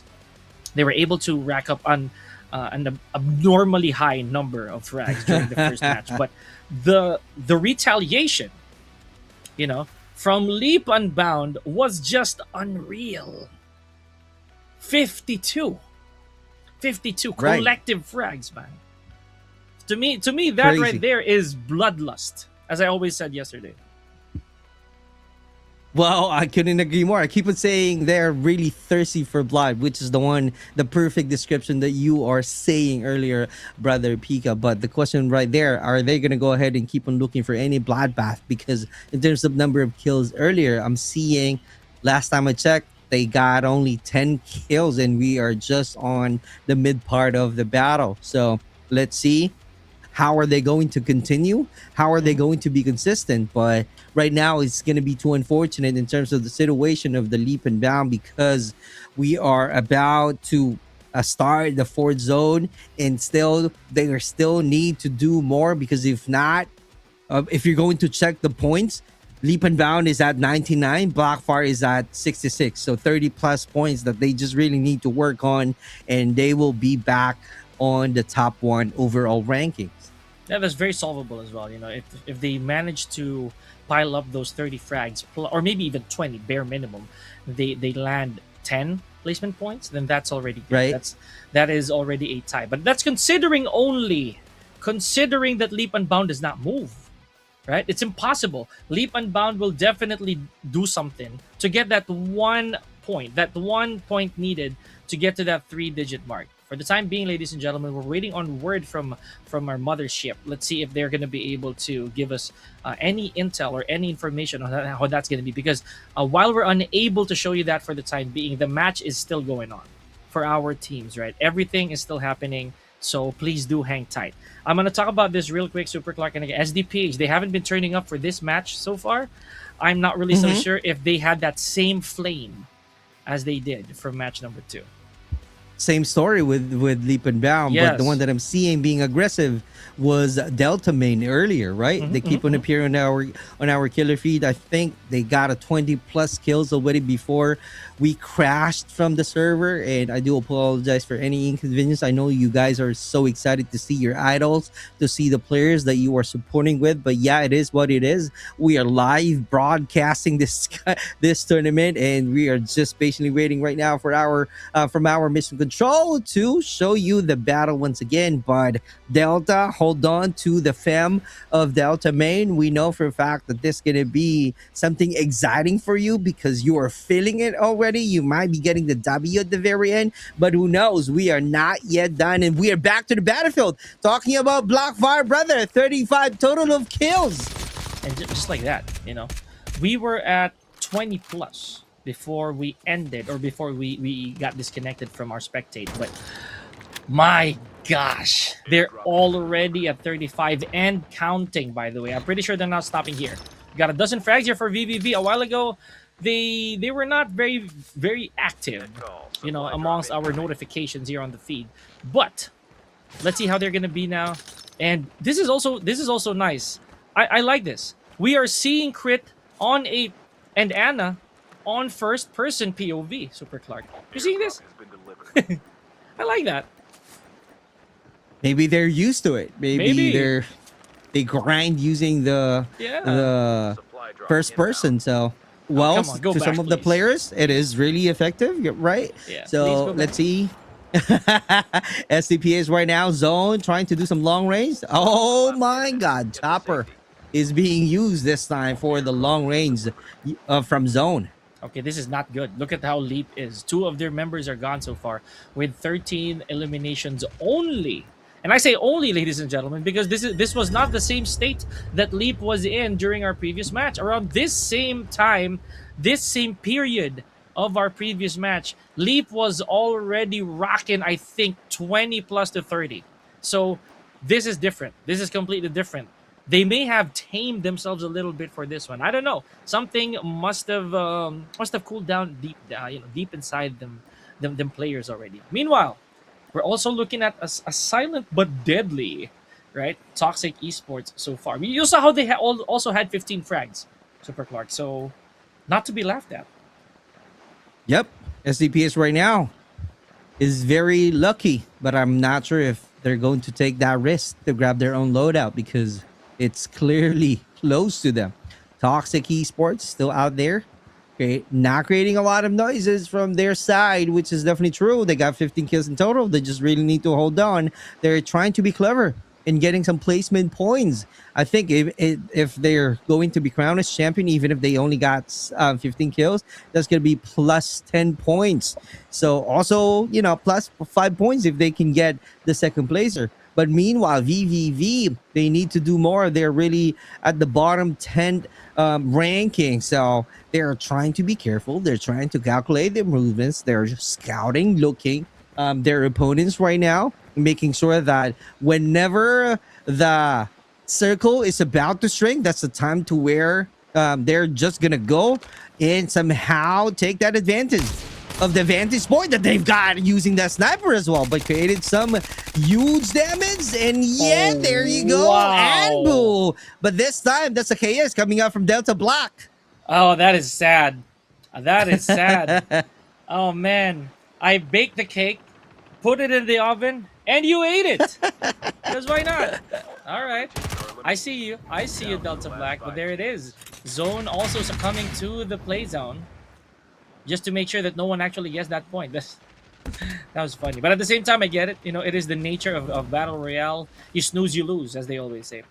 Okay, let's see how long Black will be able to... Okay, never mind. This is not going to be long. I was about to say that Black might be able to stay here for just a couple more, just a few more moments. But that's for you. That is for you, Delta Black, says Josh. That is for you, taking the dessert out of the hands of the much rightful cook. But whatever. Here we go. And GVV making things work. They got another kill point, still staying on the roof. They got a good vision, as you can see right there. Jaws doing some third party good flank battle, but grid. Oh, that's crazy. And Toxic Esports still being alive right now. This is it. Great job. And still 3 players fighting against SDPA Scara, and finally Toxic Esports getting the W at the very end. Congratulations, of course, ladies and gentlemen, to Toxic Esports. The numbers. When I already looked at the final members remaining, I already could tell SDPH is in a world of trouble. But that's okay, because we already know that they're capable of getting back to the grand finals again, Super Clark. So this is the second time that they play second. Let's see if the third time is going to be a charm. But again, the main focus is that Toxic Esports. They survived all these odds, man. You saw the numbers racked up a while ago by Blackfire. Intimidating, absolutely intimidating. But it wasn't enough. It wasn't enough for Toxic Esports to falter. Right, but who knows what's going to happen to our overall rankings, because if you remember, they are clearly a top 4 from the overall ranking. So right now, having crowned as champion, let's see if they are going to change the leaderboards. Are they going to go ahead and be on top, or maybe not? but I'm just patiently waiting right now because in no time we'll be showing you the overall rankings. But for now, these are the faces of Toxic Esports.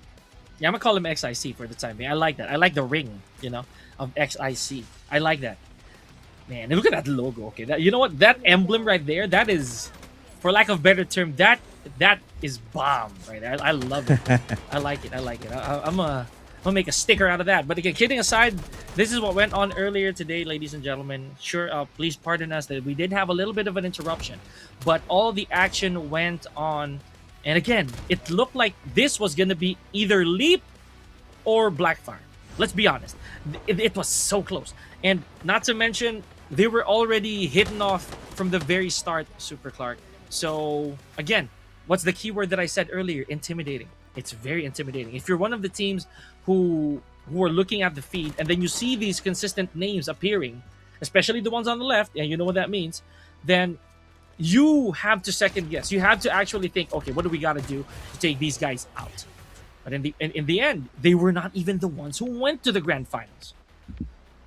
Right, true enough. And we keep on seeing some other teams also Yes. able to perform well, which is really good. SDPH, though, clearly able to play some clever placement points because one player being the last person earlier fighting against Toxic Esports, and that's why we saw Toxic Esports getting the W. They got a 30 total of points from the match 3. So once we're done with the highlights, we'll be showing you the overall rankings, but it is what it is. Toxic Esports, after surviving longer, they got a win at the very end, but let's see if they will stay at the 4th placement or there will be any changes in terms of the rankings. They won't stay there, I wager. I feel it. I Okay. believe they will not stay there. But it's just me. I could definitely be wrong with my quick maths, but at the same time, XIC, yep, there it is. There it is. At least for match 3, okay? For match 3, don't quote me on that, guys. But Blackfire, despite not being able, Super Clark, to go very far into the match because of their 35 frags. Imagine that, they had 1 placement point. 1. Negligible. Super Clark, my even if God. they had no placement points, they'd still be top in match 3. Oh my God. Even if they had 35. 0 placement points, buddy, right? Look at that. Clearly, I don't know. That's how they play, guys. That's how they prove that they got a pro caliber skills. That's your Blackfire, folks, right? And Toxic Esports, after getting the win and looking at it, oh my God, overall rankings, still leap and bound on top. Okay, but there it is. I was wrong. Okay. They did retain their spot at number 4 here. XIC still at number 4. But you know what? They're on their way. I can already feel Yep. it. They are on their way. They're probably going to move up, or I don't know, maybe, just maybe, if they make that stellar performance again for the next match, then they might be able to catch up to SDPH. I did tell you, buddy, that second grand finals right there, that might be a spoiler already. That SDPH is our next victor for later. Let's see. But Blackfire and Leap Unbound, they are so far, Super Clark, the big dogs, as I always say, the bloodhounds of our entire BR squad division over here. This is crazy. The only 2 3-digit teams so far that we're seeing, and we're only at match number 3, buddy. My goodness. Right. And this is something that the team needs to be consistent. Like if I'm Leap and Bound right now and I know the scores already, or maybe I know my ranking, I know what to do next, moving on to the next match, which is match 4. Because if I want to be still on top, I need to extra cautious. Because looking at the scores, that's still a close points from Blackfire and SDPH. So we might be seeing some changes. Who knows? It depends on their performances moving on to the next match, because they're, I don't know, maybe 10-point difference only from the Leap and Bound, and also SDPH crawling closely from the points of Blackfire. And I see some changes in terms of the bottom teams. Before we are seeing VVV right now we are seeing Sin Reborn. Mhm. 2-point difference, brother. And that might actually change. Huge chance that that's going to change right there. Of course, that is granted that everybody else stays where they are, which is not going to happen. Let's be honest here. These teams, they're not backing down. We've already seen VVV slowly make their way towards the light, right? They've crawled out of the cave just a little bit. Let's see how that's going to be for our fourth match, right? I'm pretty sure there's a formula there somewhere. But again, here it is, ladies and gentlemen. 3 different emblems means no one, and I mean no one, has been able to retain their momentum, Super Clark. Round 4 might be it. This could be the decision maker. Remember, after the 3rd match yesterday for the solo, we had a repeater. So it means it's possible. But round 4, woo, let's see. Let's see how this is gonna go, because this is the name of the game.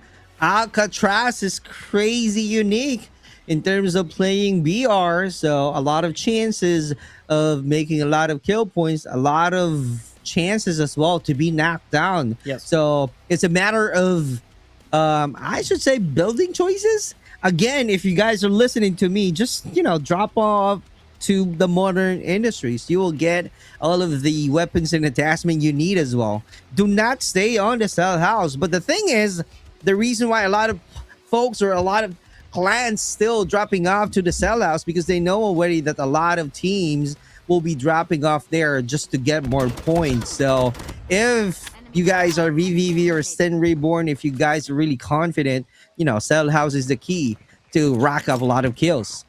If, again, you're confident, being that keyword, big if, right? But it comes with a price. Remember, there's a reason I love that prison. There is a reason why I personally like this as well, much like you or anybody out there who likes this part of Alcatraz, because it does fill you up with anxiety. Every corner could be death. We've seen that happen. Now, here we go. More Blackfire action to kick things off here for match number 4. And again, XIC along with Gaijin also getting some blood in their hands very early, Super Clark. Right, so that's really interesting. Right off the bat, they got some kills. Cerulean Esports loses the battle. You got to be careful right now. You might be eliminated early. And Toxic Esports is also out there trying to be consistent and making sure that they will be changing the leaderboards already and going back to the battle. Leap and Bound not really having a good start. As you can see right here, they don't have any kill. At least so far. Leap Unbound. They might be taking a breather. We don't know, man. This time around, maybe survival is the name of the game. Dude, they have nothing to prove when it comes to frags, at least so far. They're already at 115 total. I bet they can chill. This is probably the perfect time for them to maybe stretch them legs out a little bit, allow the other teams to tenderize the competition before they walk in. And again, we're also gonna fix the this visual right here, care of Mission Control, because I believe we're already at match number 4 here. We're just gonna wait for Mission Control to check that out in case you guys just tuned in. This is match number 4 of our Alcatraz already. Right.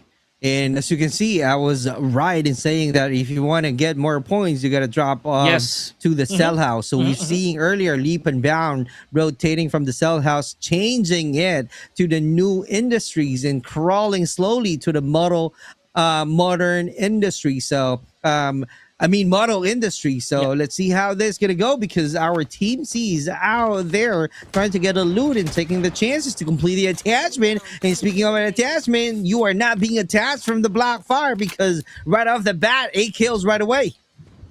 Oh boy. Okay, that was that had so much crowd in there. Okay, oh wow. From under the water. Okay, I like this. I like what we're doing. Remember, Blackfire, ladies and gentlemen, they're not very far off from the I'd say the limit. Okay, what was that? Is it John Cena's in the field? Oh man, okay, that's okay, gotta love it. Gotta love it. So we also have MJ so far not in the picture just yet. Let's see how that's gonna pan out a little later on. Striker. There we go. Void taking care of Kev so far.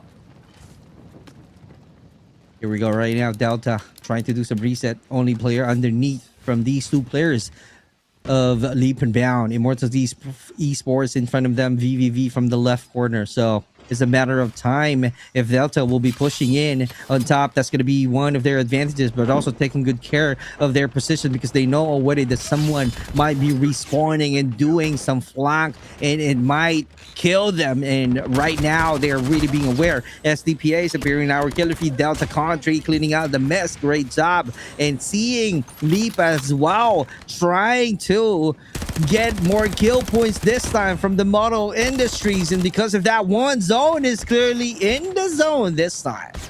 Okay, I like this. I like this. We got a perfectly painted duel here from some of our teams. Okay, and Igniter, man, probably one of the MVP classes that we've seen for the past couple days, and for good reason. Oh, okay. So we got one. So more action here from Blackfire. But again, at the expense of two of their members. Is that it? Dang! They're gone, bro! Blackfire's gone! Are you serious right now? Oh no! That's an early annihilation from the Blackfire. I don't know what just happened, but it is what it is. So they might be losing Oh my- their overall rankings, being on the top two. VVV, as you can see right there. Niet from Cerulean, seeing those location, but he's just calculating if he can get some W, but that's going to be hard for him because of 2v1 situation. Seiya on the other hand from Immortals Esports, trying to hide the first blood from his bag. Looking at it, they also have 8 kills in total, patiently waiting for the team, doing some regroup. SPTH, man. SDPH. They might be closing in to that spot, to that second spot right there. Maybe even taking the victory altogether. Because remember, Blackfire with a baffling exit. I just want to see what happened there. Maybe on the highlights, right? That was a bit of a shock to me. Let's see how the complexion is gonna turn here, Super Clark. Okay, but right now we know what's up. It is Leap. They are the ones with the biggest targets on their backs over here. Okay, and Anbu again with the SVD taking out Alien. Beautiful. And Yeji as well. One of my biases. Here we go right now. Leaping down. Oh, one player left. MJ really need to patiently wait for his teammates to come back. Because it might be also an early elimination from them. You got to be careful, MJ. Delta, on the other hand, right now also rotating. This time, Immortals Esports seeing Cerulean. This going to be interesting. Going up already from the second level of the cell house. VVV Ana after camping out, being caught off guard. That's crazy insane. Great job out there from Cerulean. Yeah. Okay. Looks like we got a new dog in the yard here, folks. Maybe Cerulean Esports. They're also reintroducing themselves here. I like this. We've already had 3 eliminated teams, powerful teams, by the way. So you guys gotta watch out. You gotta keep your eyes peeled for this one. Oh, look at that, Kevs barely has anything to work with here. 2v1 situation. Are you seeing this, brother? Whenever we try to show the POV of each players, we keep on seeing the same weapons, even if there's a lot of options on the ground. Yeah. We keep on seeing AK-117 and a striker, so it only means that they're clearly taking a leap and being confident in using AK-117 with a combination of striker. It really works, definitely. So that's the reason we keep on seeing them being used just to get a kill and being effective to the ground. It is too classic. I feel that this formula is like a great white shark. You know, I always say that. You don't need to change this meta because nothing is wrong with it. I feel that AK-117 and Striker, this combination already solves everything that it needs to solve. You got range, you got damage, you got close quarter combat, right? You got instant reloads, you got slow reloads. Not to mention scattered bullets here for the entirety of Alcatraz. It's so easy to find the big ammo as well as your shells. So it goes without saying, right? Look at that. Look at this, for example. Yeah, has more than enough reloads to withstand another few rounds of this, right? So you're right. You know, I appreciate that point that you made there because It's just an AK-117 and then a single shotty. In this case, a BY-15 for black, or a Right. striker. Correct. So you know the trend of what in playing BR, yeah. whether it's in Alcatraz, isolated, or blackout. Definitely, you'll be facing your opponents with an AK-117 and a BY-15 or striker. So that's how it is, because it is a meta. And for BY-15, it's kind of like requires a lot of great movement. So if you master the movement and using the BY-15, why not use it, right? But if you want to be confident enough in using a squad in the close squad battle, striker is the gun to go. It is. But again, speaking of 117, you see that our feed plagued with them AK-117s. I'm not gonna lie, it is getting tiring, but it is the reality. You know, there's not a lot of I'd say there's not a lot of weapons in this meta right now that can actually take on the AK-117 head on, right? So Correct. let's okay. So this is also interesting. Apparently VVV they dropped with only 3 players, so that already puts them at a bit of a handicap there, Super Clark. I don't know what happened. I agree. Maybe one of the players was Disconnect, late. yeah. Yep, or disconnected. Who knows? But yeah, MJ right now trying to buy some time, but too late for the revive. But still 2 soldiers being alive from the leap and bound. But let's see what's gonna happen right here. Sin still getting a good position, and Delta rotating on top of them. That's your Sin reborn. Cluster grenade being thrown already, so that they can stop and they can control that position. Absolutely. We got the EM2 as well over here. The proper hands of Psycho. Now, this is also what I was talking about. You can look at the scoreboard here, ladies and gentlemen. You see the switch in positions between VVV Renatus and Sin Reborn. I did say that VVV's already crawled out of their caves, right? They already know what to do. They are done with the hyperbolic time chamber arc. They have figured out what they need to do per se to try and survive here. But speaking of survival, we have a couple more players here left on the side of IE and Rage. So this is going to be very crucial. This is a matter of not just hoisting the flag for the team, but also getting more eliminations in the process. 17 is already a lot. Absolutely, and I'm thinking right now that the Immortals Esports is really doing their best to make sure that they will wave their flag at the very end of this match. For who knows, they might be, you know, trying to look for a better placement, because right now is not looking good for them. They're on top 8, but they're trying to do their best at the moment because they're racking up some great number of kills. But Delta, on the other hand, they got 20 kills. So it's a matter of Delta and Immortals Esports at the very end. I'm just predicting it. Who knows, right? Oh my God, after saying it, Country loses the battle. Oh man. And again, I can't help but look at VVV Renatus. You know, there's 3 of them. And there it is. Anna's already laid down. Okay, that didn't come out right. Anna already put down, kind of, if you get the meaning. Here we go. Let's talk about shells, right? So we do have another Echo on board here. So beautiful work. As we mentioned, this is the usual meta. This is exactly how it should be. There should be one gun that will plow through close quarters. All right, here we go. HVK. Oh wow, I have not seen this in a bit, right? So some HVK. I didn't get to mention that as well a while ago, Super Clark, but I have been seeing these HVK 30s for quite some time. Right. Correct. You were correct on that one. And Leap right here. 2 players are crawling. Let's see if he still has some time. That's it. Oh, that's it for Leap. Oh. Super Clark. The throne is vacant. Right now. It's vacant. Yeah. This is really interesting because the 3 different, you know, flags that we've shown earlier from each matches. Right now, SDPA's 100 WR getting some damages, and true enough, Delta finishing him off. SDPA's clearly having some adversities. Delta right now, I'm not really sure. I'm not seeing any SDPA's anymore. If I am right, let's see. Yep, 1 player is still being alive from SDPA. Yes. So it's a matter of time. He just really need to be patient so that his teammates will still be having another chance to revive and do some regroup. Who knows? But Apollo, Immortals Esports, not moving any muscle at all. and I might be wrong here, but I haven't been seeing XIC. I'm looking around, but I haven't been seeing any XICs. Oh yeah, you were right. Supply drop inbound. See, this is why I'm also a bit anxious so far. See, look at that, nada. There are Yep. no XICs, ladies and gentlemen. So this might be an indicator. See, no one.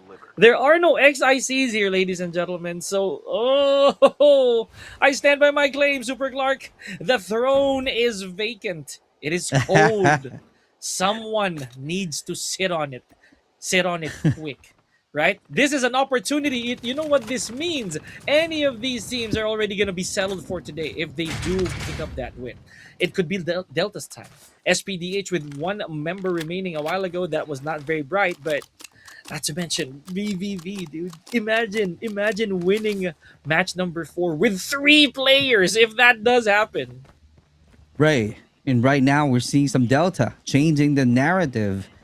They got all of the classes they needed. Med class, Trickster, Igniter, 2 Igniters from this team. And Cerulean still surviving with 15 kills in total. It's been a long time since they got the 15. So let's see what's going to happen. How are they going to add more kill points? Oh. But again, you know, the good thing here is some of the teams who racked up those gargantuan numbers are not here anymore. The most that I'm seeing so far is Delta with about a quarter of 100, right? 25 frags so far. Let's see if there's going to be a bit more addition here. All right, so far so good. Now the target is IE. Let's see if they're going to be finishing the job here. Yep, just a couple more shots, and that might be the picture. That might be it. And there it is. Yeji putting one on the board at the expense of Alien. So far looking real nice here for Delta. Uh-oh. 26 kills, brother. 26 kills now. from Delta. Oh my God, that was really quick. Cerulean still being alive, still surviving. That's why we're seeing some sniper being used right now. That's going to be Rytech from Delta Country, trying to somehow make it useful and not really to be aggressive because they're trying to take good care of the number of kills already. So that's why it's really a better, or I should say a perfect time for them to use a sniper slowly but surely. And VVV Yekimash, I'm pretty sure that he's going to spend a lot of time in the air. Mm-hmm. Man. Okay, now they're slowing down. Now this is natural for these teams, right? The last 4 teams to actually slow down here, ladies and gentlemen. 12 players remaining, a dirty dozen, if you will. Let's see how they're going to be. Oh, okay.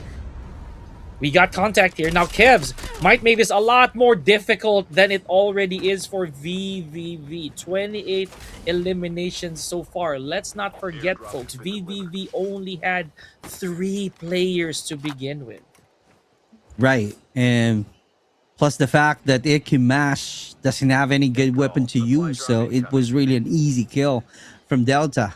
As you can see right here, 2 soldiers, Anna and Crit, are the only soldiers alive right now from the VVV. Here we go. Seeing Delta block right now, still holding on to that top position onto the roof. Elish has an idea that the Delta just, you know, roaming around from that building. But you got to be careful because Country got a sniper. So one wrong peek, you might be losing the battle. It might be an endgame for you guys. But Cerulean taking some time. SDPA's Yan Yan is slowly crawling, getting closer, but in no time, when the safe zone shrank, that's the time to where Yan Yan might be attacking the remaining soldiers of Cerulean. Mm-hmm. That's also one thing that I was noting. We saw that the airdrop right there, very apparent on the side of Elish. So is someone going to take the bait? Is someone going to be nice enough to open the crates? Okay, another blessing-ish, kind of. Yeah, okay, Black, better be careful. You guys. Oh my God. Well, there's backup anyway. I think they're fine. This is gonna be the end. I kid you not. This is gonna be the end. Delta will be getting the win. They completed their own arsenal already. Yep. So let's see how effective they are in using that warn. But they still need to be smart on how to get a kill. So let's see how are they going to strategize this time. Yeah. This is dangerous, man. For all these teams, especially for VVV. They're hanging by a thread here with 2 players left, right? And these other squads, very formidable. SDPH, this could be their moment. Okay, all right. Got a bit of glimpse of Shin here from Cerulean. Oh, you see that? That's a beautiful response right there from Delta. Should the fires or the shots miss, right? Oh, that was sick. That was beautiful. Okay, here we go. Crit, last man standing for VVV. Oh, at your right corner, not paying attention, not listening to the footsteps. I don't know what's going on. Maybe he's just, choosing what kind of loadout he will be using. So that's why it took some time for Crit to react. But Delta crazy, annihilating the remaining soldiers right now with a close quarter battle. What a great rotation that we are seeing from Black and VVV Anna. Well, I'm just here. Okay. Yeah, I keep my head down, says Anna. All right, I'll let everybody just do their thing. Okay, just playing a little bit away from the safe zone. This is too much to tank though. That's it. If that's not an elimination, I don't know what is. That's a lot of damage. Right. And there goes Anna. There goes Anna. Ladies and gentlemen, our winner for match number 4, none other than a very witty, very, very dominant. Drum roll, please. Oh, I want to see the graphics. Super Clark. Let's see.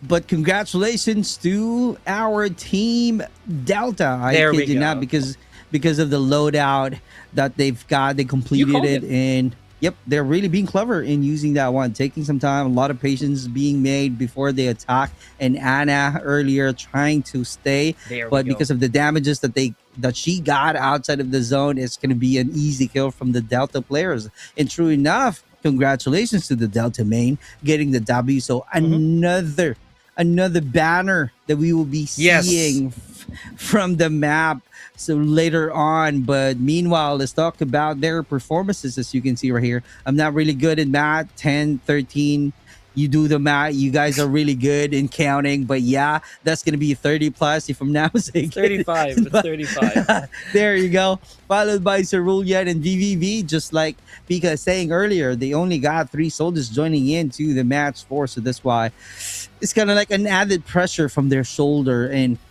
getting more points. How are they going to perform knowing that they only got 3 soldiers? And again, for me, the main spotlight, right? The main topic here that I want to talk about is that these teams were actually not within, honestly, Super Clark. These teams that we have right here, they're not within the usual suspects that we had for the past 3 games, right? Correct. None of these were actually them. Probably the closest was SDPH. And SDPH being, I'd say, the grand finalists, right? That's already a statement. But they were unable to go to the grand finals this time around, Super Clark. You know what that means? It's a bit of a decline from how they performed earlier. I agree. Absolutely. And Delta Ray being dominant from this highlights, and this going to be their journey, as you can see right here. And I was surprised seeing Blackfire being eliminated early. Exactly. Though we're not seeing it from whatever location. Is that going to be from the sellouts? I really don't have an idea, but the thing is, if you want to hold on to your position, you got to make sure that you will still surviving longer, even if you're not getting more kills, because they still can get more placement points and can help them out staying on the second ranking. But who knows what's gonna happen next, because Delta Ray Esports got the W with 45 total of points. This might be changing our overall rankings. Is that gonna be Toxic Esports being on the 4th placer or not? I'm so interested to see right now how our leaderboard is gonna go. Is this gonna be still a consistent leap and bound on top of the rankings?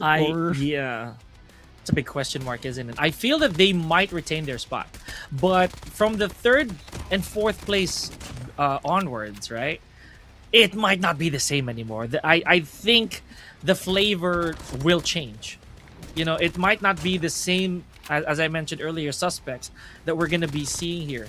Remember, I did say that within this top 4, only SDPH was able to kind of repeat or replicate what they did in the previous games, and it's not even close comparative to their first or at least their last 2 games. Super Clark, they Right. managed to go to the grand finals, but not this time.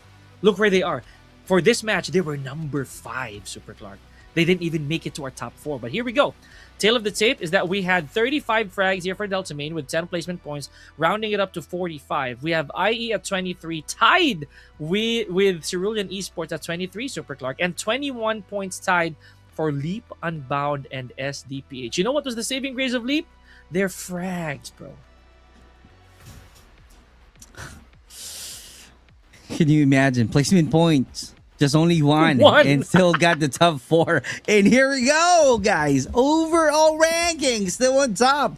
Leap and Bound, followed by Blackfire. It's too crazy. 119 and 114 for SDPH Thunders. Well, from, you know, like Brother Pika is saying earlier, that the SDPH is clearly being consistent and getting 2-digit kills. And that brings them to the top 3. Crazy, right? And Delta, after getting the win on the 4th match, it brings them to the 4th placer. Good job. But Cerulean Esports, after not performing well right now, we're seeing them on top 5. Yes, absolutely. And that's a big gap. Probably the biggest gap we're seeing. From 90 to 69 points between Delta and Cerulean, they got to make haste. If they want to catch up to Delta Main, that is.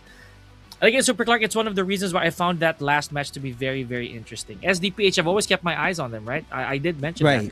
But the fact that VVV has inched closer coming from where they started with today, that's something. That's also a big statement, to say the least. Remember, I cannot stress this enough, ladies and gentlemen. The top 4 that we had for that match, they were not, I repeat, they were not the usuals that we were used to seeing in the previous 3 games. So who's to say that round 5 will not be the same? Or again, even worse, will it be the same? Will it be Delta? Will it be VVV? Will it be Cerulean? I don't know. At this point, I'm keeping an open mind, Super Clark, because today is turning out to be a very interesting day for our squad. Clearly interesting because VVV, after having 20 points from the last match, they changes their ranking. From the top 9, they went up to top 8. Good job to VVV Renatus. And because of that good job, we are definitely starting once again. This is our match 5 of the BR squad Alcatraz. Who's going to win? Is that going to be Leap? Is that going to be Blackfire? But I want to see some changes from our overall rankings. I want to see Delta. I want to see Cerulean. Who knows? Immortals Esports is also performing well from the last round. Yo, what are we hearing? That right there, that sounds like a jackhammer. But yeah, for what it's worth, it's still amazing. Okay, it's still cool. Gotta love it. Now, okay, is this correct? Are we seeing this correct? Is VVV down to the last man? Yo, are you serious? Oh my God, that's an early one. Oh, wow. All right. That is a shocker. Are they? No, that did not just happen. I thought they're eliminated early. So interesting. Are Last they man. playing 3 soldiers still? No, 4 this time, but all 3 of them okay. are gone. Oh my goodness. Early. This is the one that we keep on talking about, Brother Pika. They keep on getting some more points, valid points in playing in Cell House. Because it's crazy. SDPH right now, cracking out that Vez. Trying to do some one top, but not enough. Another one top. Finally, 3 tops there, right there. Using that BY-15, but he's not yet done. Ooh. Another one, knocking him down. Can he get 3 Ps this time? Using an LMG out there just to continue and cleaning out a mess. Getting 3 kills right off the bat. Coming out from Leap MJ. Okay, gotta love it. Gotta love it. Okay, so far so good. I'm liking this. I am absolutely liking this. We're getting clashes both from Blackfire and CLN. So this right here, this is familiar. This is something that we like. This is something that we are also expecting. But this is a slow first zone here. Super Clark. Right. Clearly, Sin reborn after mentioning that they really need to somehow rack up more points to change their rankings right now. We keep on seeing their names appearing in our killer feed, but Delta Country stopping them right away to their performances, getting some damages right now. He got a good look. Yeji with a vantage point, clearly being smart and using it. Speaking of, see, this is what I'm talking about. Anna, last player standing so far. You got to keep your head down, Anna. Oh, I feel for VVV. But look at this. We're looking at amazing progress, right? We're looking at consistent progress here. We're already seeing VVV on the number 8 spot. As you mentioned earlier, they did climb up. So you know what that means? We're taking it like one ranking at a time. There's not a lot of time though. After this, we only are down to our last couple matches. So if VVV doesn't get the points in, then it might be too late. What is not too late right now, ladies and gentlemen, is for these teams, Delta, CLN, I'd say SDPH as well, to try and get more numbers on the board. Delta already with, I'd say, a convincing 8 frags without any casualties to boot. Oh, I can say the same for Leap, by the way, with 9 eliminations already, Super Clock.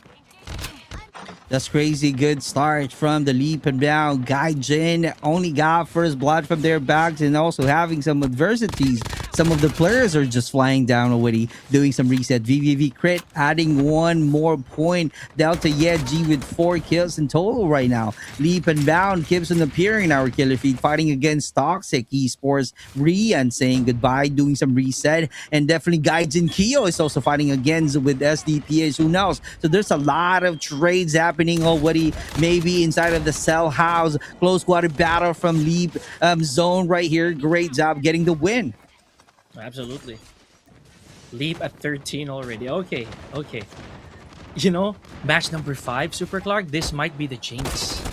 This actually might be the jinx. Remember yesterday, we had our repeat victor at number 3 and number 5. So if Leap does this, then that might prove a point that number 5 is the repeating number, the repeat victory of any team and or player. But I'm just being superstitious here, man. Just ignore me. But here we go, Gaijin. We're looking at the entirety of Gaijin right now with just still 3 eliminations so far, keeping their heads low, as I always say, just making sure that you don't get seen, you don't get spotted immediately. It's life preservation at this point, Super Clark.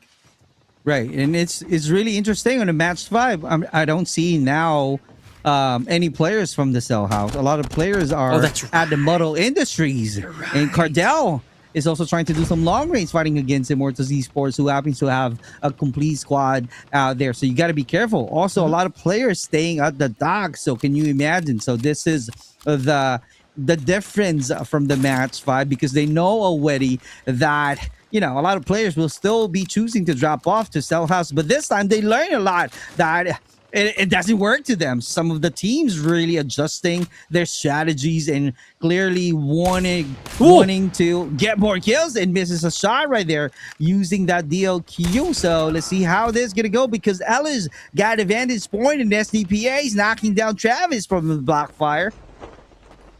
Uh-oh. Okay. SDPH, once again, a complete squad so far. I can't say the same here for Sin Reborn. They are suffering from a little bit of harm, some of their members. But again, Delta with 15 frags already. Man, Super Clark, they're definitely making a statement here. I am enjoying this version of Delta, to be honest with you. I like this. I agree. Looking at it, they're still staying at the Model Industries, and some few teams out there are still staying at the end corners, but Ferns with the flank clearly work things out. MJ once again performing. Delta got knocked down, Anna got knocked down. That's going to be coming out from Void and MJ. Gaijin also still in the mix here. That 9 you know what? That 9 eliminations has been quite stagnant for a bit. I'm pretty sure they're going to go for the 10th. Yeah, there we go. Cardell putting the finishing touches on Berto. So again, Blackfire, a bit of a pickle here. And again, this is a long one. This is a very draggy match so far, Super Clark. We've only lost 1 team. 1. Right. So Gaijin putting a lot of work this time. 2-digit kills already right off the bat, because maybe they know that, hey, we only have 2-point difference from VVV. I know we're down. I mean, we're at the bottom 9 placer, but we can change it because, looking at the overall ranking is still going to be something that you can be proud of if you're not the last team, like, at the bottom 10, right? It's still looking good if you're maybe at the top 5 or so. That's really a good cleanup coming out from Void after jumping into the window. 26, 27, 28. Oh my God. What is this? What's happening? Stop playing with my emotions. Or looking good. Looking good here for Leap Unbound so far. 29. They're gonna do it again. They're gonna do another 50 bomb minimum. Super Clark, I can already feel it. I can already feel it. Leap right now. They are rabid.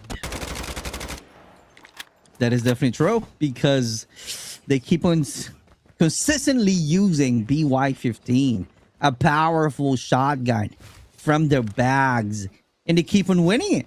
They keep on winning from any close quarter battle, and true enough, that's a powerful shotgun that you can use. It only means that they're really confident. They're just not maybe something that they can brag about because I should say some of the whenever you play BR, brother, if you're using Echo, Jackdaw or so, they're like, you're a chicken. You're just using Striker. You're just using Jackdaw. Me, I'm using BY-50 because I'm really good at it. So it's kind of like, they're playing their own ego. I feel so. Subjective, but at the same time, I kind of get it. Yeah. Some of these players, they want to prove a point. But again, BY-15 has one of the stronger one-tap potentials of almost any shotgun in the game as well. Just alongside HS-0405 and KRM, right? It was the OG. To be honest, like BY-15 was the pump action. Like even when I started the game, bro. Like when I was just starting my entire Call of Duty mobile journey, my eyes were only set on that gun. My eyes were literally only set on the BY-50. And to this day, the classics don't die. So we can say the same, dude. Like DLQ, still the same sniper. Oh my goodness. But the thing is, brother, whenever I use BY-15, I don't know. It doesn't work. Maybe the one that I'm getting is the fake BY-15. It could be. Could be BY-14. Maybe BY-14. I didn't get any kill using BY-15, so that's why I'm just gonna eat my ego and use the Jackdaw or Striker. That one works. Works really for me. But BY-15 or HS, come on, man. I really don't know how to use it. For the time being, maybe. Okay, back to the action here. We're still looking. Oh man, okay. I jinxed Delta. Last person left. Last person left for Delta, ladies and gentlemen. They're going to be able to survive this onslaught once more. CLN with 7 eliminations so far. They're looking steady. They're looking quite all right. Just a matter of allowing the other teams to wither out. 9 teams. Again, Super Clark. How many times do we say this is really slow? Everybody's moving slow. 32 to... Oh my... I don't want to say anymore because Leap and Bound clearly dominating the round already. 32 frags from their bags. Gaijin, Hajime trying to find some good intel using his sniper. Void, on the other hand, now creating a lot of noises. One player going down already, choosing what roof that he's going to drop off and also taking a risk, getting his own loadout from the arsenal, but that's going to be too risky. In fact, Anna is on to the ground. CLN. We got that Super 8 up to on their names right there. Again, this is what I like. This is also what I like. They're not hasty. They don't want to have to go in for these frags unnecessarily, right? And look what's happening. I feel that Blackfire is actually doing some hunting, hence why they walk into the enemy, into the gates of the enemy, man. I think this is what's dangerous about it. There we go. Redfire is out of there, leaving only Lucky for Blackfire to try and keep that flag up. Right. And SDPA is also rotating. And too unfortunate in front of them, that's Leap and Bound MJ. So one of the best players of Leap and Bound. Yan taking a reset, trying to find some good loot. Cerulean underneath them. So looking at it, Toxic May being caught off guard. Cerulean also adding more kill, but Travis is out there being traded. And also Toxic Esports, I don't know what's going on, but it's a good thing that the two players are flying down already. So salvation, man. They definitely should be asking for any form of divine intervention here just to keep their spots. Look at that Delta, heavily wounded, bro. This is what I was talking about. If the teams come looking for blood, they're definitely gonna get it. Here we go right now. This is not what CLN's doing. Delta. Yeah, exactly. Yep. Taking a regroup. Alice! That's the one that I'm talking about. Jackdaw being used already. Oh, that's a legendary Jackdaw, the one that I'm seeing earlier. Here we go. Shin from Cerulean. Close quarter battle that we are seeing. Cleaning out the mess coming out from Sin Psycho. They got 17 kills in total. Man.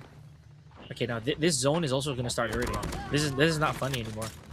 It's not funny how these teams are also trying to play this slow, toying with each other, right? And wow, I saw a triple igniter. Man, these people don't want to get touched. Elish is done for. Maestro, your move. Imagine 3 players activating the igniter. No one will be able to get closer from that team.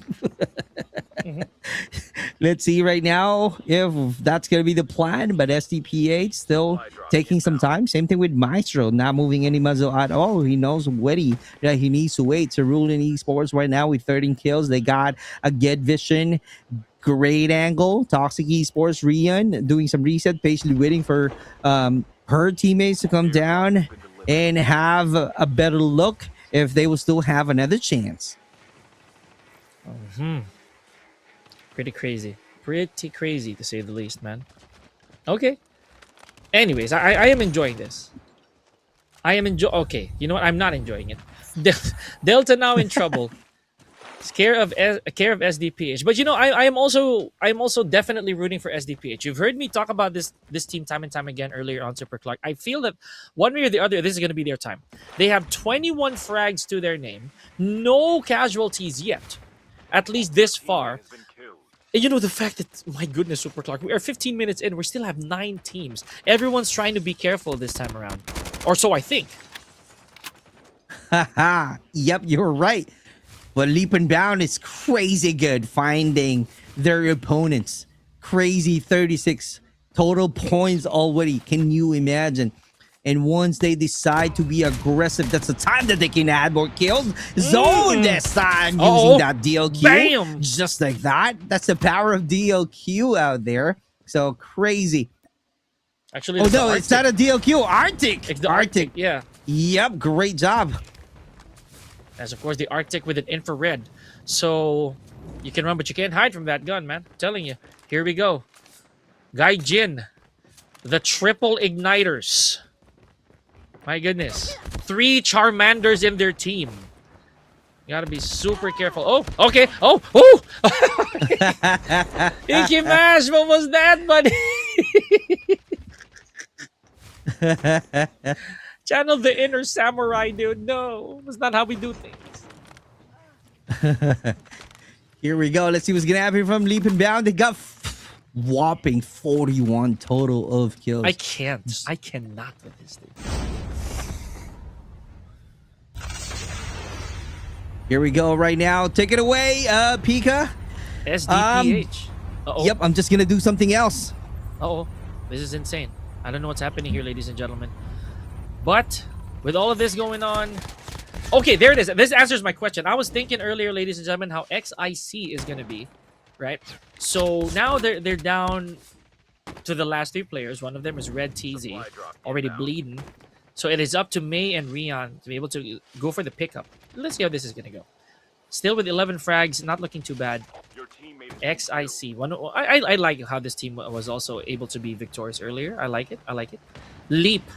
Still 42, and we have 7 teams. You know what that means. Leap can actually go for like 100 frags here if they intend to, if they choose to. I'm exaggerating, but there's a possibility that actually might happen. All right, smaller circle here, folks. Now, if this is a bit of a spoiler, this right here, this claustrophobic area that we are about to witness a little later on, yeah, this is going to be absolute destruction. A true massacre, if you will. Right, 25 frags on the side of Gaijin. I don't know where Super Clark is, but yeah, I'm gonna be here. I'm gonna stay silent as well, along with these teams. You know, this is the calm before the storm. 12 players remaining and still 5 teams. You know what that means, folks? We do have teams that are already incomplete. A couple of the members here from XIC are still active. We have May and Rion. Oh, okay, that was a close call. I do not know what happened there. I don't get that. Okay, and again, another 2 players here from from Blackfire. More to add to the board with 24 frags and again 45 for Leap Unbound. Unbelievable. Remember, with 4 remaining teams, you know what this means. Again, we have teams that are only down to 2 members. 2 players per. Okay. All right. And I'm back. Gaijin with 25 total of kills. My apologies for that one. But yeah, it is what it is. We're seeing some great progress right now from the Gaijin. Maybe just because they're being aware from their overall rankings. They are on top 9. So that's the reason why they're putting a lot of work this time. But Blackfire Berto getting 2 Ps right off the bat. Your teammate has been killed. 3 more teams remaining here. Last man standing for Blackfire. 6 players. You know what that means? We have 1 squad who has 3 members. 1 who has 2. Okay. That's what I was talking about. Kyo and Hajime here from Gaijin. Last couple players. Leap Unbound still on a tear. They have 3 members remaining. I'm already seeing this. I can already see the light. Please ring the bell. Let's see. That's going to be the chance of Gaijin right now waving their flag. So is that going to be Gaijin at the very end? But Leap, oh my God, 45. Are they going to break their own records by getting 52 total of kills on the round 2? Or maybe not, because we only having 5 soldiers left from this battle in Gaijin. Oh my God, at the very end, Leap Unbound getting the win. Can you imagine? After having a whopping 52 total of kills on round 2, they were back with a whopping, I think, 47 total of kills. Who knows? Let's see what's going to be the result, the total number of kills of the Leap Unbound. But nonetheless, we are congratulating the team of Leap Unbound getting the win for the match 5. For the second time, and I did say it, ladies and gentlemen, it is match number 5. The golden match, I would say so far for our BR, right? Yesterday, it is also match number 5 that we did get our second victor in a row. Right. And this time, it is Leap Unbound who managed to do so. Coming off the very first victory earlier, or the second victory rather earlier on, repeating again here for match number 5. Beautiful work. And again, we are looking at 47, I believe, give or take some of those. But also, I'm gonna put more credit where it's due. We also want to shout out Gaijin. Even Blackfire for doing such amazing jobs moving forward. And XIC again, by the way, making it to our top 4. See, that's what I'm talking about, Super Clark. SDPH, they kind of lost their touch here, dipping to number 6 for match number 5. It is what it is. Maybe they're just too unlucky in terms of their position, or maybe their opponents is just so powerful. That's the reason they keep on losing the battle this time. Who knows? But yeah, in terms of, their number from performance from the paper itself, SDPH still being consistent, but they are just at the 3rd overall ranking with 140 total of points. But from this match, they're not able to do well. So let's see if the ranking will be changing on the side of SDPH, or this is gonna be another round of changes in terms of our leaderboards. I'm leaning towards to see how Leap Unbound changes the battle, or somehow getting 200 total points more and have a huge gap from any other teams. At this point, yes, the numbers are astronomically higher. I would say compared to the next team, whoever that may be, right? I will leave it at that. But Leap Unbound, they can sit down, man. They can actually sit out one entire game. They can actually not play and still be the top spot. That is exactly how they are right now. That's how they're faring. They earned all these points that they're showing us. And now this is the slowest game we've had so far. Super Clark, who's to say that we can't see that again on matches 6 and 7? But for good reason. Some of these teams, they tried to be as calculated and as cautious as they can be, because we have a lot of headhunters around. So many of these teams, they're able to rack up those eliminations, 20 plus, Right. 30 plus, up until it is Leap and Bound who did go for the big W at about 47. They didn't break past 50, no, that's for sure. But dang, is it a high number? It is definitely, and crazy. That's clearly showing how good they are. Clearly bringing their A game on match 5. This is where we are seeing Zone using his skills, using that Arctic 50. You won't be able to hide there because you can definitely being wall banged and by M-Zone right there using that sniper. And that's why we keep on seeing Leap and Bound being on top of the food chain because of their number of kills. And some of the teams clearly, even if we're not seeing them on POV, just to tell you guys, Cerulean Esports, they are on top 6 if I'm not mistaken. And CLN, they've been showing up.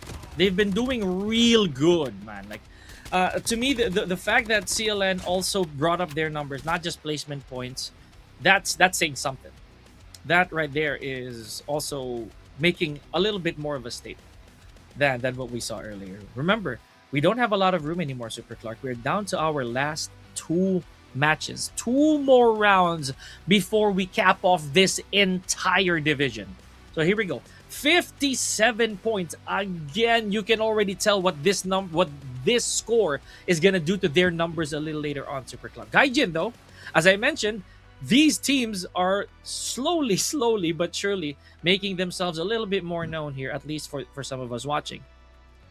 Right. And after seeing the match rankings, we are giving you the overall rankings, almost hitting the 200 mark on the side of the Leap Unbound, and 40 plus points, that difference from the Blackfire. And still SDPH, even if they're not really doing well on the last match, still being on top 3. Although it changes because early on, our SDPH falls down to 5th placer, but right now the current placement, they're back on top 3 with 140 total points, but Delta Main still performing well with 109 and 86 from Cerulean Esports. Ladies and gentlemen, look at that. Beautiful. A couple emblems on repeat, right? Or rather, one emblem on repeat over here with a couple of rounds to their name. Are we gonna go for a third? Are we eyeing for a three-peat for Leap Unbound? Imagine how we're going to end the day with this one team just going absolute cinema. You know, we cannot, I repeat, we cannot let that happen. We need somebody to stop these players right now, man. They are madmen. They are insane. But again, if they earned it, then they earned it. I'm not gonna stop. All right, let's see who will be the team to stop the Leap and Bound. Performing well, moving into the match 6, ladies and gentlemen.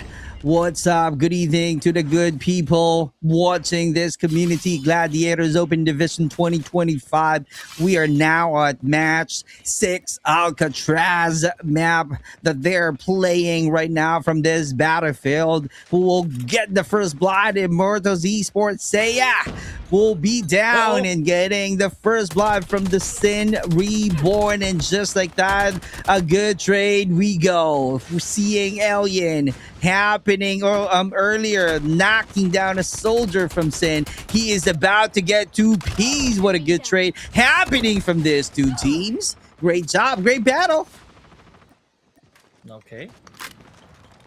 lot of casualties there, man. A lot of a massive amount of injuries here on the side of IE and Rage. Okay.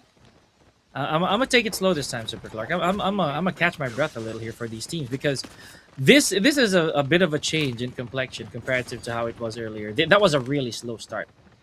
All right, but again, I could be wrong, man. Like you know, they picked up the pace immediately as soon as I looked back. You know, we were at 9 teams, and then all of a sudden I look, oh, what 6? Okay. Right, it's Skara or Skra getting another kill. The first blood from his back right now, and SDPA is being consistent right off the bat. 4 kills right away and targeting the leap and bound from outside of this building. But MJ is still rotating, also knowing that there is someone inside of this building. So it's a matter of time. Whenever they are ready, they're going to push the players of SDPH. Here we go. Another one we are seeing right now. Gaijin knocking down one of the players of SDPH. Make it 2 and make it 3. Send Reborn AZ Cycle got on to the ground. Okay. Man. This is how we're going to start this, man. We're going to go back and forth. Some of our team's going to play with our emotions. We're going to see a little bit of a streak, and then we're going to stop. And then we're going to go back to the silence, the deafening silence. Okay, but this is different, though. We're seeing Black from Delta already out of the picture. Same with Elish. It's really early, though. Let's see how many more we're gonna be piling up on our body count here, ladies and gentlemen. Because CLN, despite having at least Eilish out of the picture, they're able to get 5 eliminations already, Super Clark. Really cool. Yep, good start from Cerulean Esports. They got a high ground, adding more protection right there from the armor. Maestro from Cerulean Esports getting 3 eliminations. And Toxic Esports underneath them, being caught off guard, but still being alive and kicking. Maestro taking some time to do some reset and about to do some surprise attack from one of the players of Toxic Esports. And speaking of surprises, Sin is out there. Sin Reborn being the target of Cerulean. But let's see, Rian right now taking some time inside of the cell house once again, just to make sure that they can add more kill points, but in no avail. Point indeed. For the time being, man, I'll be honest. I think they're not going for placement yet. I feel it. This early on. Oh, okay. That was bad. That was bad. Well, the moment I saw the drop shot, you're done for. As soon as anybody drop shots and then somebody strafing along with you, you're almost sealing your fate. Okay, so yeah, maybe later. Come back, I might be wrong. Maybe something miraculous happened or something. But again, the way that I see it now, placement might not be the goal here so far. Since we're down to our last 2 games, points. Sorry, not placement points, elimination points. They're gonna count. It has to matter. Because look what happened to VVV. They dropped again, Super Clark. They were already a little higher earlier on, but now they're back to 9th place. Right. And that's something that they need to be consistent and hold on to that position. Yes. Leap and bound right now. Getting still a complete squad with 8 total of kills. Though it's still an early because right here we are about to be on the mid part of the battle to where we're seeing VVV this time fighting against SDPH. Can they get a win? Ikamaz being knocked down as well after getting a kill point in SDPH fighting against Immortals Esports. Here we go. SDPH and Delta is also sharing the same location. Looking at them. Oh my God, they're just still staying from the cell house building. Can you imagine that one? Sin Reborn. Again, one of the teams that really needs to pick up the pace here, Super Clark. With 63 points, they are currently at the bottom. And I know it's not an easy task considering the competition that we have right now. But there's not much time. We are at match number 6.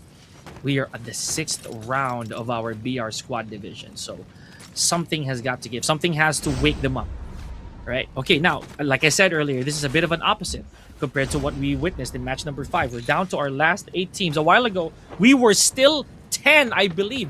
9 even at the very least for match number 5. So here we go. 8 teams remaining. Anything can happen. Anything can happen just like that with a close quarter. Red getting the W and still doing some reset. You got to be careful though and looking for the support at the same time. Toxic Esports appearing now. Killer Feed, Delta Kevs got knocked down onto the ground, but Blackfire doing some reset, which is really good. Being clever, taking some time, making sure that they repair their armor first before they move on and push and create a lot of ambushes whenever they go out from the building. And once again, the thunderclap. Got them snipers locked and loaded here, ladies and gentlemen. The high ground. It is your safe haven. Or it could also be your literal downfall should you be flushed out. We've seen that happen yesterday, folks, and earlier today. Some of these teams, they're forced to abandon their hiding spots just because. You know, time is really not going to be their best friend. Here we go. A little slow day here for Blackfire. Still currently with 16 eliminations, not bad. But this was not how they were earlier. Not how these other teams were also earlier, Super Clark. Right. And we're still seeing some of the players are still inside of the cell house. New Industries, Team B and Team C. So let's see how this is going to go. But Blackfire with a frag, getting that knockdown. What a perfect throw. SDPA's right now. Travis pushing forward. Red helping out the team, trying to rotate, knocking down SDPA's LG, and Delta Yeji is also fighting against Cerulean. And that's going to be interesting match. As you can see right here, Berto knocking down Skra, and Travis still out there. Truly helping out the team with 18 kills from their bags. I think that's Iskra, but again, I'll read back on that later. Here we go. Now we're not seeing another team at least so far, based from what I'm seeing. I'm not seeing a triple igniter. Maybe too hot in the kitchen. Okay, more choppers. Okay, I like that. I'm seeing a lot more choppers. You know, that thing was a nightmare when that weapon first came out. There is no such thing. There's no such thing right back then as hiding. You know, the fire rate, not to mention the pump handle attachment, right? That right there was already a huge detriment, like a huge problem for people. Okay, right. But again, that was a completely different time. You know, the game has evolved since then. Speaking of evolved, CLN definitely evolving right now, looking a bit more dominant with 15 kills, 15 frags, and Elish still out of the equation. They're forced to operate now with 3 players. And again, this is what I like, dude. We're seeing FPSs. We're seeing that POV. I enjoy that. Yep. Should have continued. No. Yep. Scrap. Finally, we're seeing him right now with 3 total frags, 15 kills in total from SDPH. Let's see how this is gonna go, but getting some damages while doing some reset, changing his location using that block plate. Maestro still looking for a better gameplay, but Blackfire on the other hand with 21 total of kills, being the forces to be reckoned with on our match 6. I don't know what's going on with our leap and bound. Are they being eliminated? I don't know yet, but VVV still being alive, trying to survive longer so that they can be, or they can change their fate in terms of top 10. But looking at it, Cerulean still holding on. That's really a good positioning, high ground advantage. Man class being activated, close quarter battle from Yan. That's it. If you see what I'm going at. Yan. I get it. That's it. That's a good plan. SDPH, though, 19 frags here, man. And at least the only confirmed igniter that we're seeing so far. Let's see how that's going to be. Could this be it, though? Could this be the day that SDPH puts their helmet along with the gods? Is this gonna be it? I am rooting for them. I'm not gonna lie. We're moving northern here, ladies and gentlemen, towards model, right? And New Industries. So let's see how this is gonna unfold a little later on for our teams. Man, I'm just at this point allowing them to go along with the chaos. Super Clark, I'm just allowing this to happen. In my head, this is a movie. True, because a lot of players trying to do a cinematic gameplay to where we're thinking that, is that really possible? Well, yeah, it is what it is, because looking at it from Blackfire, it is possible to get a 31 total of points. Early on, we're seeing Leap and Bow rocking 47 total points. But if you remember from round 2, they got 52 eliminations. So it was clearly possible. And clearly, you're like, looking and watching for a movie. True enough. And again, that's also what VVV is doing. Remember, I am also watching. I am literally stalking right here for VVV. I don't know how they're going to be a little later on. They are back to that dreaded top of Alcatraz, right? We saw how yesterday somebody tried to capitalize on that location, but really to no avail. And, oh, yep. Hey. Get out of there. Wiggle out of that situation. Yan Yan is being cautious this time. So he's thinking that I think I won't be playing aggressively this time. I just want to make sure that, I keep on helping out the team. Just connecting some few shots. If that's really a huge damage, if I can finish my opponent, that's gonna be the perfect time for me to help out a team in terms of number of kills. And is very effective this time for Yan Yan. Country on the other hand, Delta flying down already. Let's see how this gonna go because he got the high ground, but also too risky from his position. In fact, he's getting some damages, so that's why we're seeing him repairing the armor. Delta, though, again, this is a slow day in the office for them, man. They were doing spectacularly earlier on, but again, here's the clap back from Blackfire with 32 frags already. I'm thinking that this right here, this is their answer. If you can do 2 victories, we can do the same. Remember, they are supposedly the biggest contenders here, the biggest threats of our BR squad. Okay, wow! From the skylines, again, a movie. Again, it's a movie right there. Country.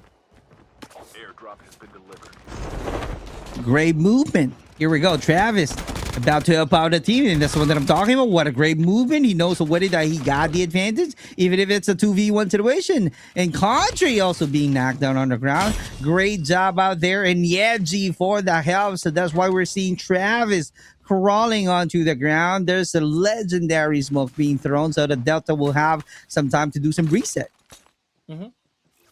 Again, as we mentioned, this smoke right here, it is anything but subtle. So it might obstruct a little bit of vision, but it is also a massive giveaway to your actual location. So huge Correct. chance that when you pop that smoke, they already know that you're there. You're going to be lurking somewhere. They could go for an igniter, just walk around the entire smoke, and they could hit you one way or the other. Or even worse, throw a molly. So it could be that. But again, I'm not giving ideas. It's just my thought. Oh, they know already. They know that VVV is up there. Okay, Luki, I like it.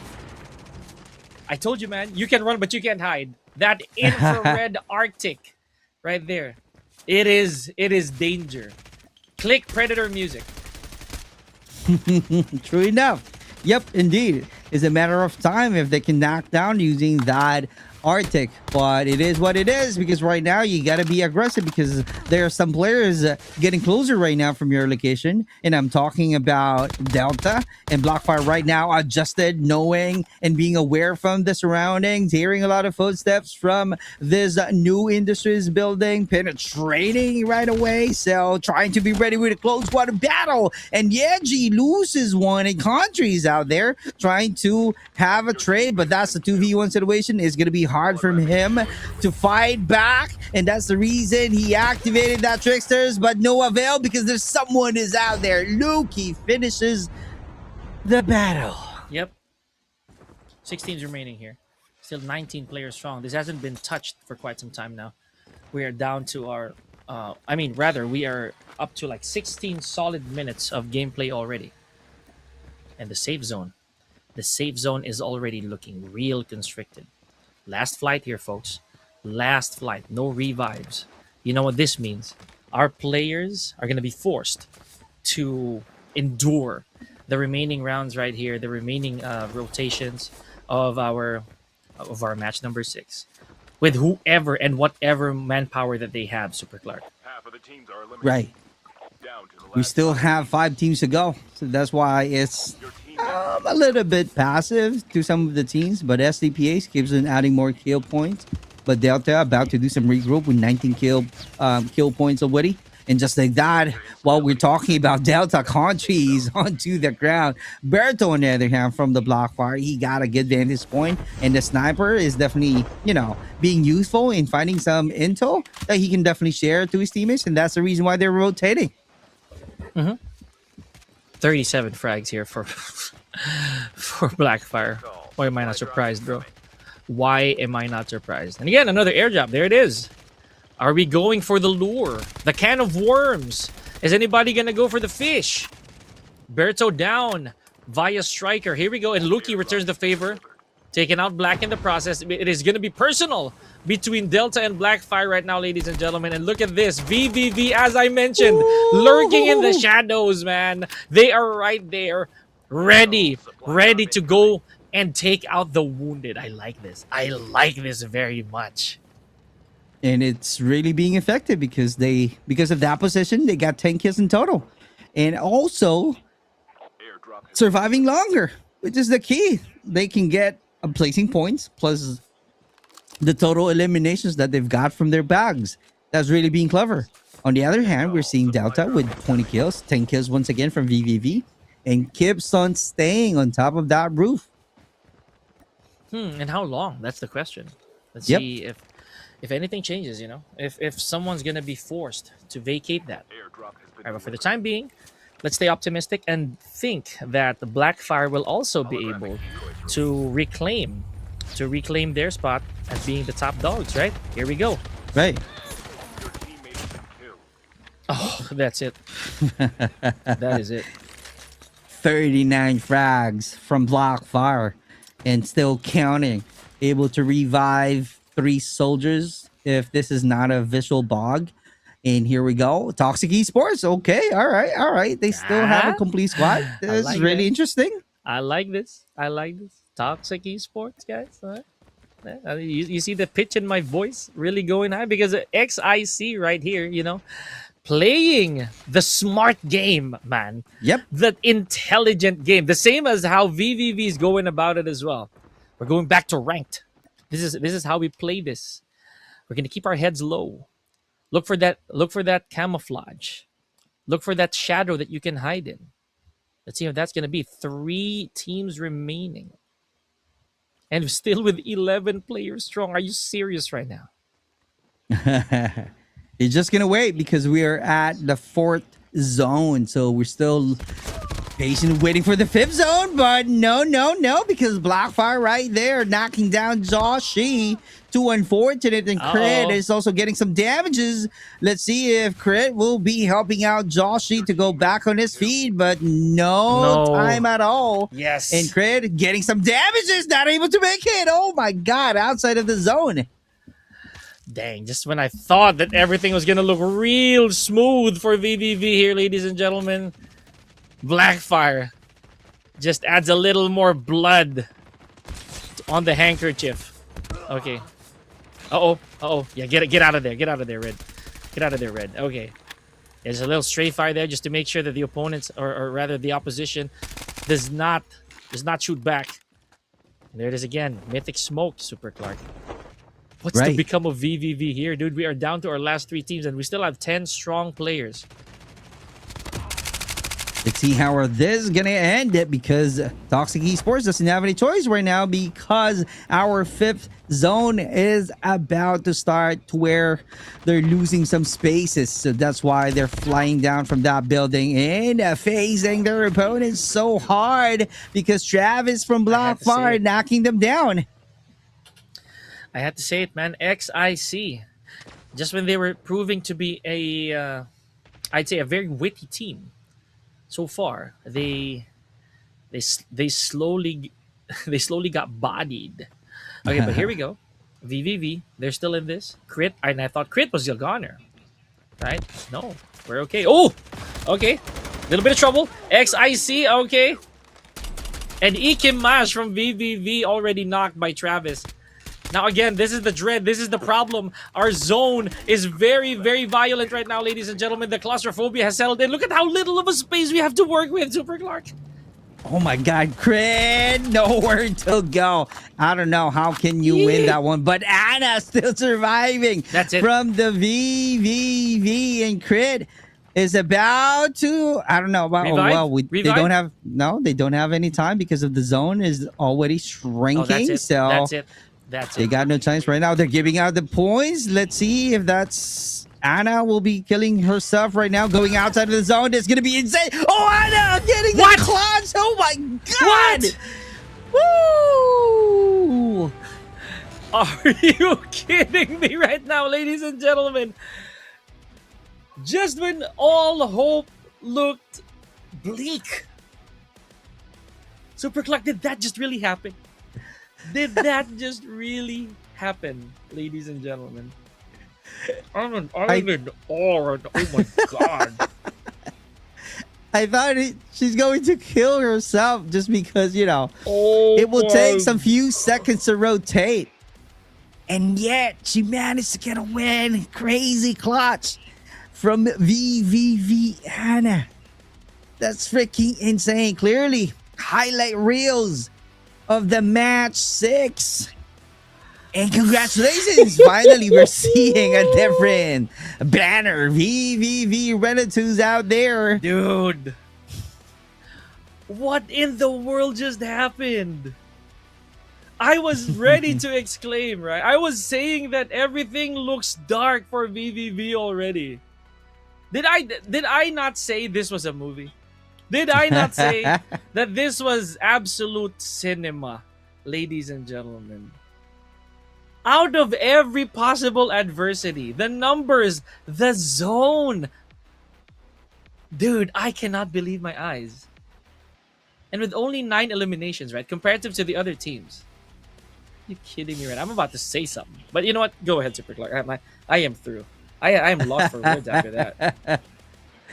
Great job. Can you imagine all throughout the match 6? Looking at the number of kill points, Anna only got 3 with a most impacting win of that match. That's how crazy the battle is. This is once again Community Gladiators Open Division 2025. But before the highlight reels, let's all watch the highlights of the match 6. Slowly crawling Immortals Esports. Seeing Leap and Bound performing, but as we all know that the Leap and Bound, after getting some 2-digit kills, they were eliminated early. I think it was on the mid part of the game to where we're not seeing Leap and Bound anymore. And the one that we keep on seeing was Cerulean. Delta keeps on exchanging, but Blackfire, Travis, and Berto keeps on appearing in our killer feed. That's how crazy they are. And as we just thought earlier, that they can still manage to grab a win at the very end, but Anna is still out there stealing the trophy of champion. And SDPH keeps on being clever, choosing to be on top, still staying on to the roof, winning the gunfights as easy as they can. And the Leap and Bound is also choosing their own battle, slowly 2v1 situation. Clearly a good teamwork being shown by the Leap and Bound, but Blackfire, oh man, Blackfire still on fire, keeps on choosing their own fight and having a great opportunity to knock down any opponents. They are freaking consistent. They are really not resting at all. Clearly keeps on rotating, having a better weapons, and also taking the advantage of their own loadouts, and plus the fact that they got the igniter to make the team stronger in pushing and ambushing any opponents or somehow a squad. It clearly works on the side of Blackfire. Keeps on seeing, as you can see from the highlights, they keep on pushing. 2 players playing around one opponent, not able to react out there. And Travis clearly trying to get 2 Ps, but because of that reload time, Delta is out there, Black knocking out Travis. But Berto, after reviving, getting his own loadout, trying to take his time and being ready to attack of the Delta. And true enough, because this time Red, we're seeing Red helping out the team, knocking down one of the soldiers of Team Delta. But Brady Strong with the 3v1, still, you won't be able to survive from that attack. And VVV, this is the time that Pika is talking about. This is going to be the chance right now to Pika to explain further, because this is going to be interesting highlights from the VVV. Oh no, actually, you already spilled out majority of what I was gonna say there, Super Clark. I felt that these players, they were able to deliver, and they slowed things down as much as possible up until the last possible encounter. I like it. You know, the fact that VVV again, they surprised us with an insane end is such a way to cap off match number 6. It's not even the last one. We have one more match to go, but VVV already making a memorable mark right here. These last 3 teams are also a little bit anxiety-inducing, as you would always hear me say, because this is so hard to call. We have Blackfire over here with 44 frags, VVV with just a little over a dozen eliminations, and look at the zone. We are about to give up everything here, but that's it.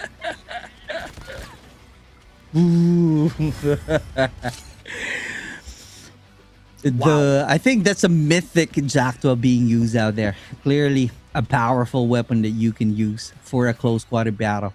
Just one top, and that's the end of the fight. But looking at it, the match rankings for the match 6, still on top, Blackfire, followed by SDPA's Thunders. So it might change. It might change, but who knows, right? Because Delta Main still getting 25 total points, 23 for VVV, and Cerulean Esports being consistent, still making it to the top 5. And in this case, 200-point mark from Leap and Bound and Blackfire, looking really good, just 2 points difference.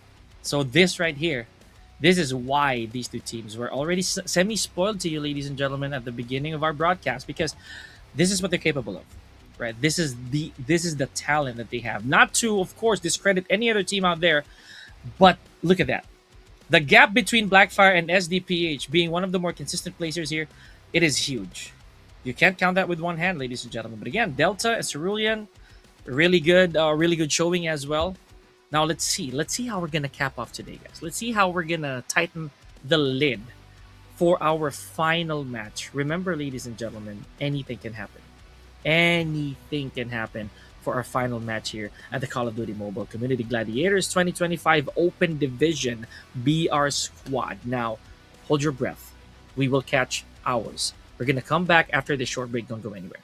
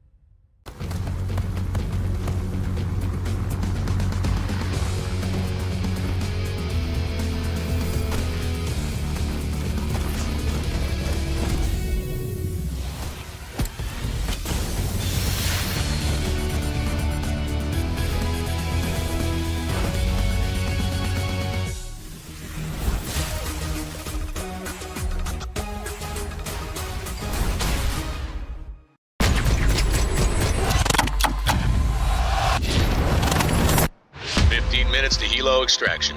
Be advised, Queegee is in your immediate vicinity.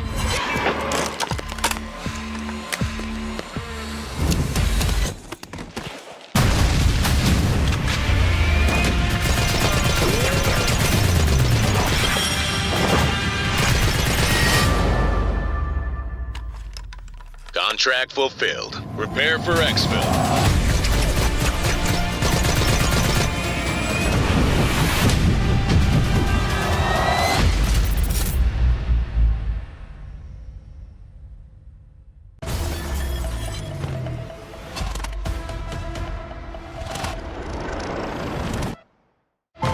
Minutes to helo extraction.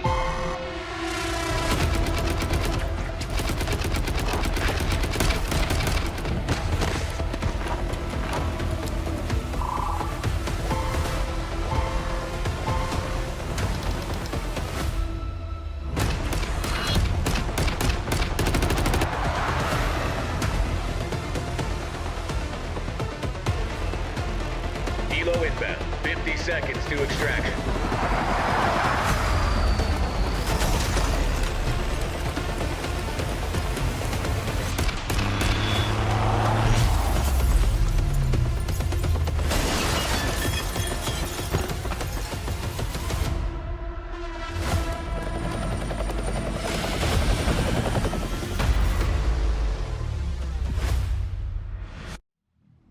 There's a legend told on Serpent Island. A warrior could not pierce the serpent's body, and so it tricked it into swallowing a sharp blade. When we made plans to detonate the Kurohana Go, we had no idea that bombs had already been planted inside the ship. Now, the Kurohana Go has run aground here, and the T3 it was transporting has drawn the world's attention. This is not an end. After all, chaos creates opportunity.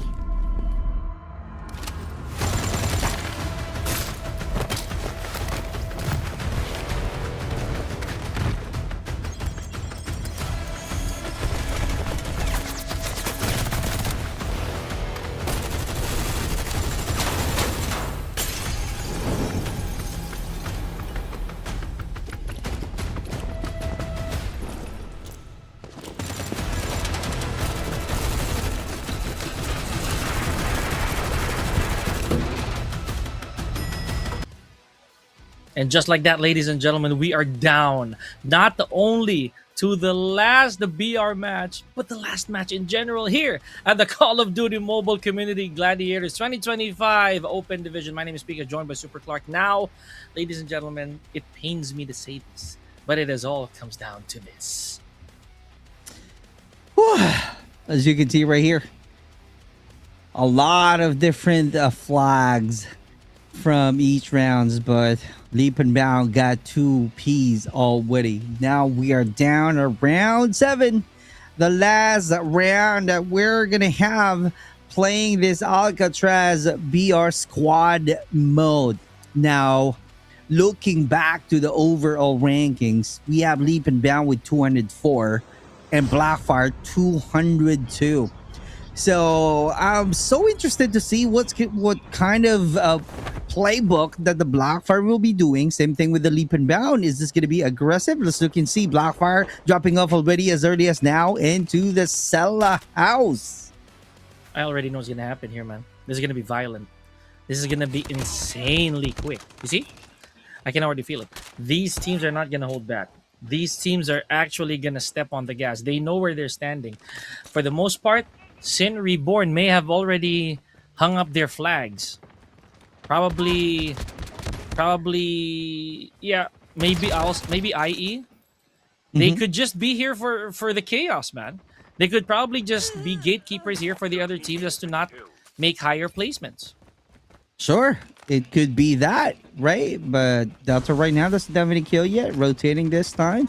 But Immortals Esports, like Brother Pika is saying earlier, they're just, gonna have fun from this battle. And let's see, because they don't have any chance anymore to be on top, right? The one that we are expecting right here is gonna be a chaos between Leap and Bound and Blackfire. So who will be the clever team who will be playing from this last match? And Sin Reborn just, being lucky enough and getting the W, fighting against VVV. Yeah, I'm gonna see how this goes, man. The defeat has not been quiet. Our entire frag our basically our frag feed right now, buddy. They are they are going at it. These players are going at it, and they're going at it fast. You see, that's what I'm talking about. 9 teams left, and we're not even halfway through our first circle. Absolutely. And Immortals Esports is also adding more kill point. Earlier, they started with 0 and 3 kills right now from Leap and Bound.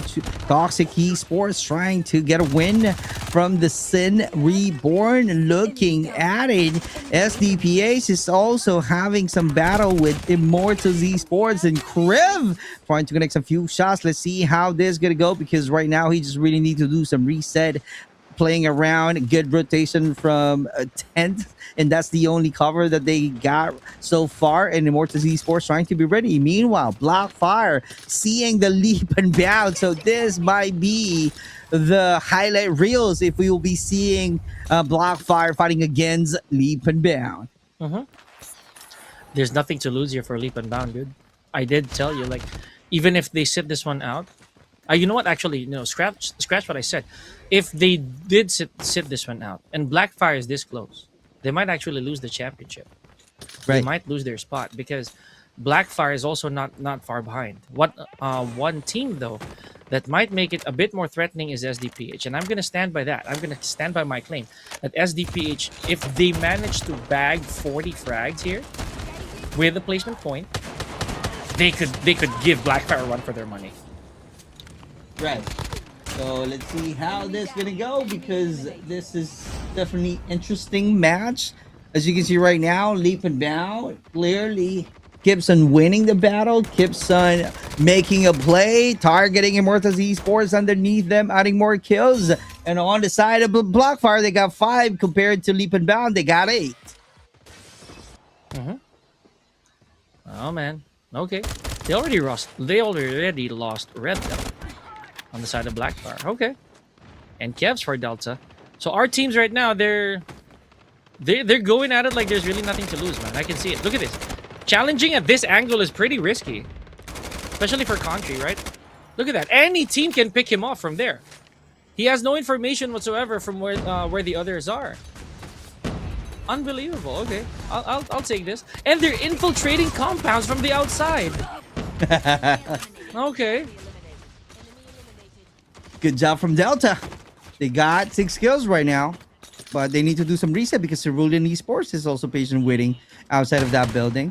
Maestro, what a good rotation. Yeah, with the close quarter battle. Oh my God, he got a win fighting against Travis of the Blackfire. Another close quarter battle. Maestro doing some reload. SDPH getting the win using that MG42. Great job, and Ellis crawling. She needs to go down because that's the only option that he can do in Country. With Block out there, let's see if they're going to push in, and burning the path already. So that's why a good defense being made already from the Delta while doing some reset. Interesting. I'm trying to piece together what their plans here are. Because right now it looks like everyone's hunting. The way that I see it, there are no teams hiding. If you look closely, no one is hiding. Yep. Everyone is doing something. Everyone is out there looking for blood. Right? So, Correct. At this point, I'm not going to try to make sense of what these players are doing. It is all that. It is just gunfight after gunfight, encounter after encounter. This is a full-on raid from our teams. Look at that. Leap with 13 frags already. That's what I'm talking about.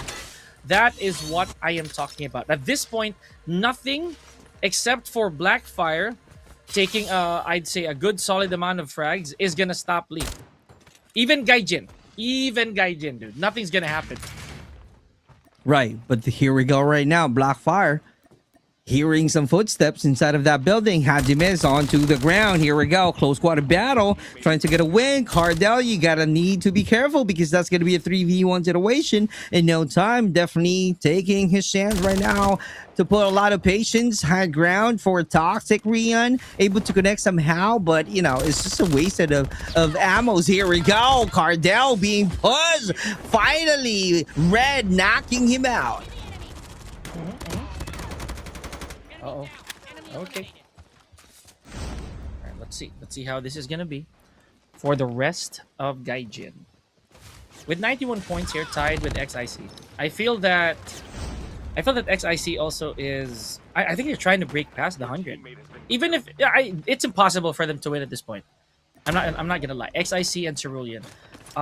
It's almost impossible for them to try and well, never mind. I'm gonna put Cerulean in the back because they're already at 103. But for XIC and Gaijin, I feel that they do want to at least get 3 digits. Right? There are still some CPs. Uh-oh. Okay. Hold that thought. Hold that thought. These players are all over the place. Okay, back to the calmness. So yeah, as I was saying, we have Gaijin and XIC. They are for for lack of better term, they're trying hard. They're sweating.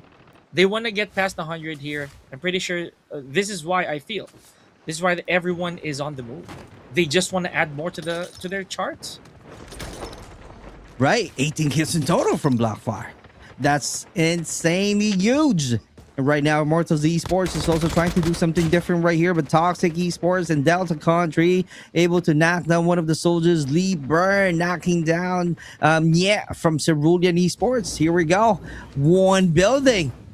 All of the players right now. You got to be careful. Mastro really on top of the hill. So they're just rotating. Huge space from them. But Void knocking down Immortals Esports. That's crazy insane. Mm-hmm. But again, I don't know, dude. I could be wrong, but never mind. Everyone looks to be migrating northward, towards Powerhouse. We got Model Industries as well. And look at this. It looks like everyone's abandoning Cell House for the time being, right? The circle is way, way, way up there. But despite the fact that they're probably vacating the vicinity, I think they just want to take more names in the process. Check that out. Like, I feel that while they are trying to leave Cell House, they want to make sure that they bring someone along with them. You see? Look at that. The feed has not rested. I swear to all that is good. The frag feed right now, it is lit. It is absolutely lit. It is not going to stay stagnant for like about 10 seconds. I promise. I couldn't agree more. And also seeing Immortals Esports also doing well this time. I am seeing 15 kills already from them. But Leap and Bound adding more kill points as well. Staying on top with 20 points. And Immortals Esports, like the moment I said it, 3 players being eliminated from Immortals Esports. IE. I have not much to say about IE right now, man. I'm personally looking at how the records are going to be broken again. Because it is a bloodbath. You know, look at that. No casualties from CLN. Blackfire is already at like, I'd say 20 plus. Same with Leap. So it is now a matter of just who wants it more. Who wants that top place more. SDPH is already at the 20 frag mark. It could be them. I don't know.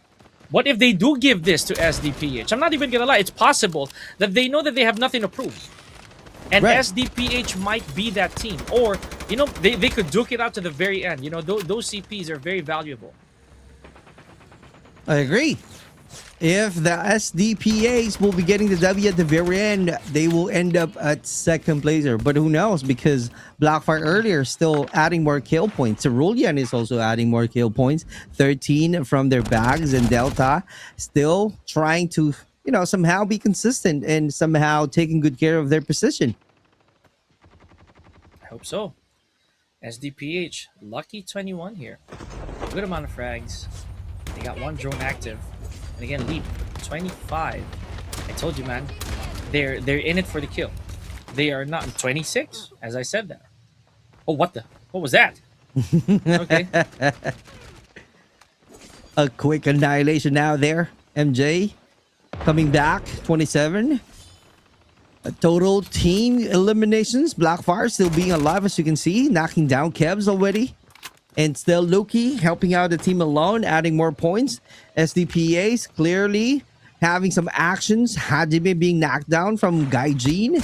We're seeing SDPAs how active they are. The 100 WR still swimming in. This time going on to the hill. But Toxic May is out there. Parkour, you won't be able to get away with that. 28 frags here for Leap. Okay.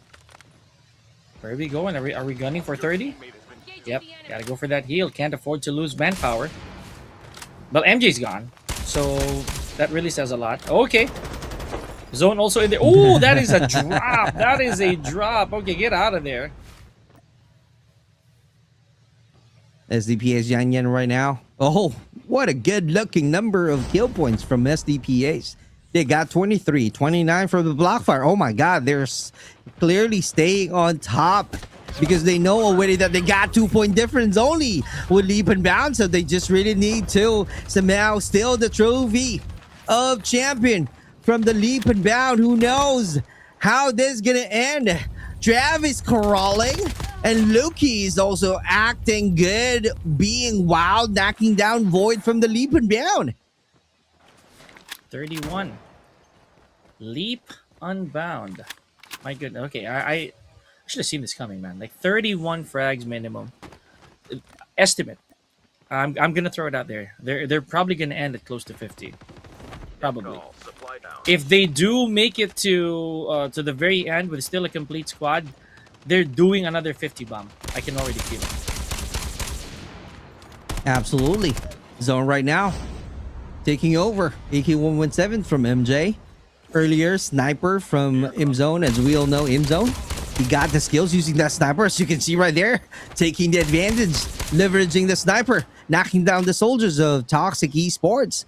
Leap MJ being the destroyer, the slayer role that he got for the squad of the Leap and Bound. Berto, on the other hand, doing the same thing, but in and out from the building. That's really a good rotation. But SDPA is trying to be safe right here because they know for a fact that they just really need to stay and somehow be consistent so that they will secure the top 3 overall rankings.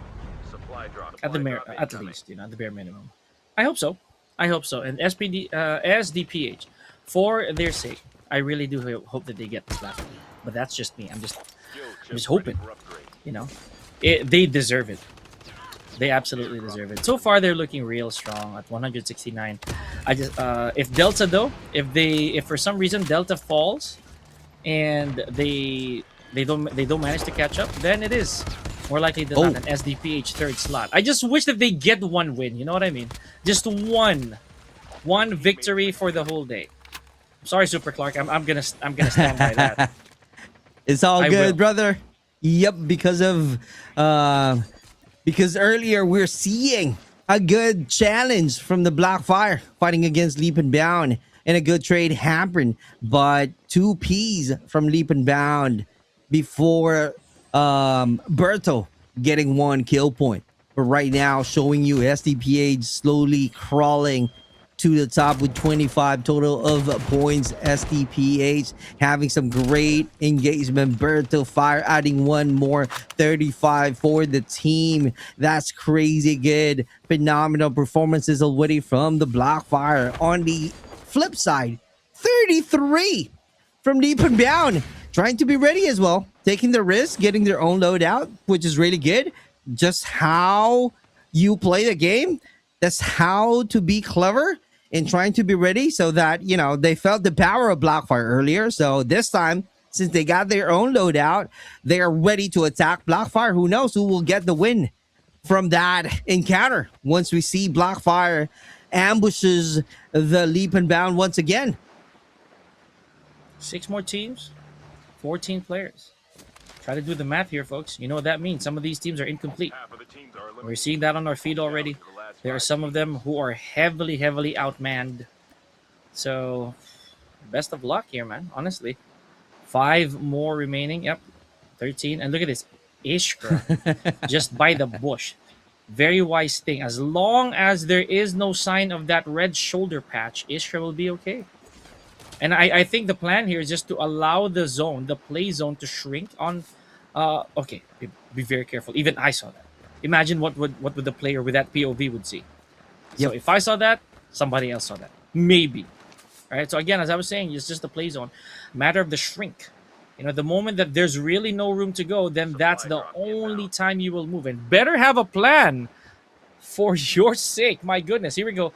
Elish, last one standing for CLN.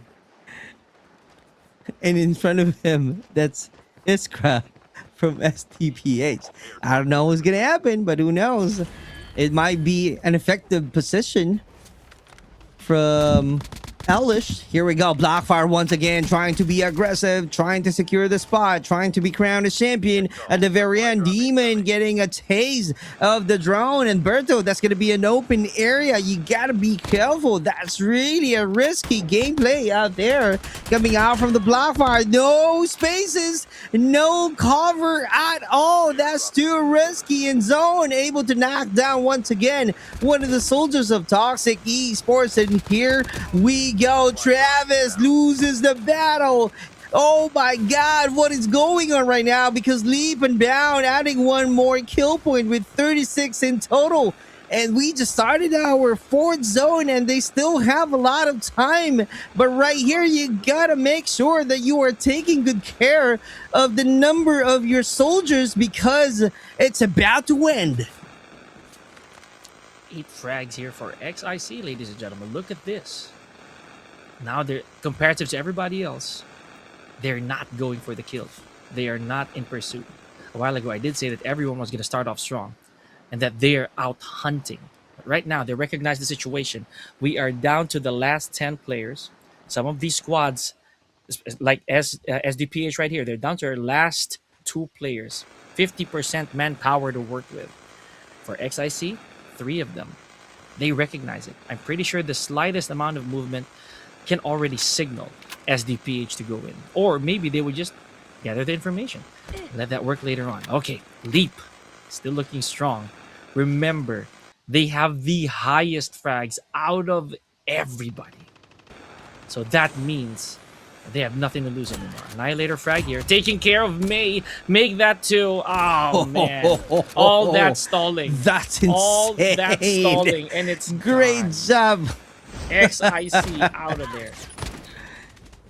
Crazy. And here we go. They're really proving that they got some skills and they're really wanting to secure and somehow a decisive champion from the Leap and Bound because they're rocking up 39 total of kills and 2 unfortunate from the Blackfire.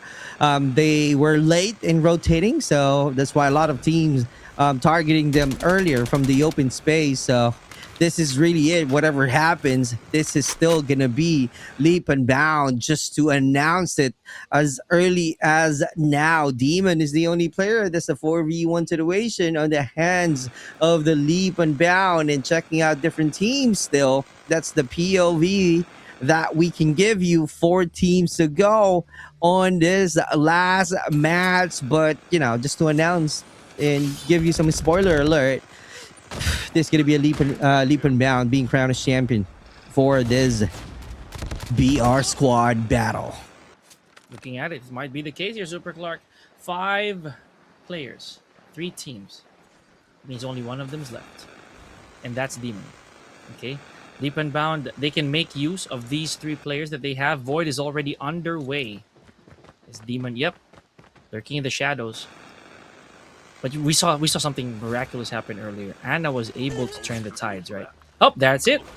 That is it. Demon is out of there, ladies and gentlemen, leaving only 2 teams. Leap and Bound, 3 players strong. SDPH's Iskra. Ladies and gentlemen, for the 3rd time and the last time, Leap Unbound takes another victory for Community Gladiators. Job well done, boys.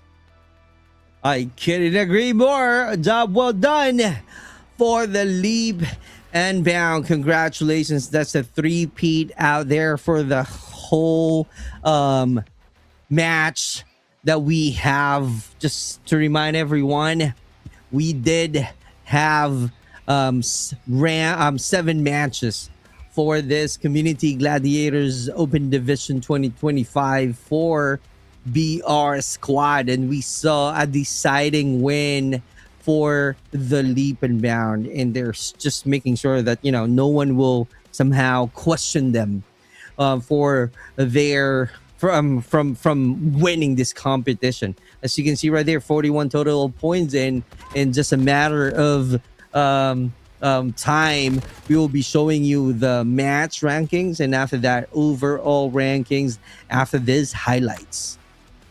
Hopefully so. I believe that's 42 frags on the side of Leap and Bound. No doubt about it, ladies and gentlemen. They started off with authority here, right? One of the teams that we've already spoiled. We've already given you the lore of these boys, these players, truly in it to win it with 3 solid victories. Just a few breaks apart, just a few matches away. They were able to still take it over everybody else in an untouchable manner. Again, there's nothing else to say here, ladies and gentlemen, but this last match, it was just really hunting. Absolutely hunting. You look at that. Everywhere you look, there is violence. There are barrels smoking. There are bodies falling left and right. So what did we expect from the final match here, from the final round of our Community Gladiators? Nothing short of an entire, I'd say massacre for all of our players. Beautiful stuff though.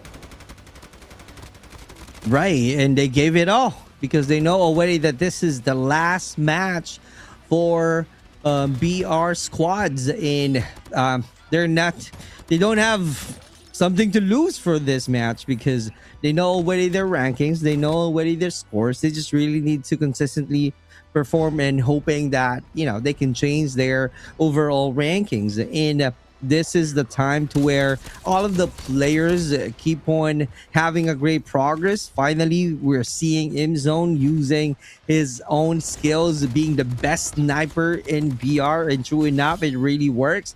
And Leap and Bound annihilating some few players from the Blackfire. And after that, they did some reset. SDPH having some great battle with the close quarter, and also the Toxic Esports. This is the time to where they managed to annihilate and taking the advantage of the high ground, annihilating all of the players of the Blackfire with the third party from the Leap and Bound. This is the time to where they're all shouting that, hey, we are the champion for the Community Gladiators Open Division BR squad mode. And this is just something that they are really proving that, hey, even if we know for a fact that we are the champion, we just really need to have a solid win for the last match. And true enough, as you can see right here with 5 soldiers, and that's going to be hard for Iskra to get a win from the 3 soldiers remaining of the Leap and Bound. It's a matter of time to where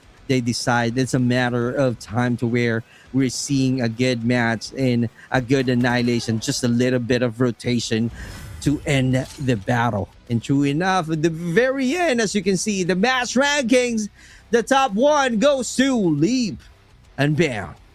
Blackfire with 38, SDPH with 31, Cerulean Esports with 20, and IE with 16. Everybody else is just really just tailing behind. 15, 14, and even two frags, unfortunately, for VVV Renatus, who we thought earlier was actually going to make the possible comeback, coming off of a fresh victory from that 6th match in amazing fashion. But again, it's a massive elephant in the room. Leap Unbound with 52 points in total. Again, that 42 frags served the big chunk out of that victory. So, again, ladies and gentlemen, this was an intense 4 days of Call of Duty Mobile Community Gladiators 2025. It's been crazy good.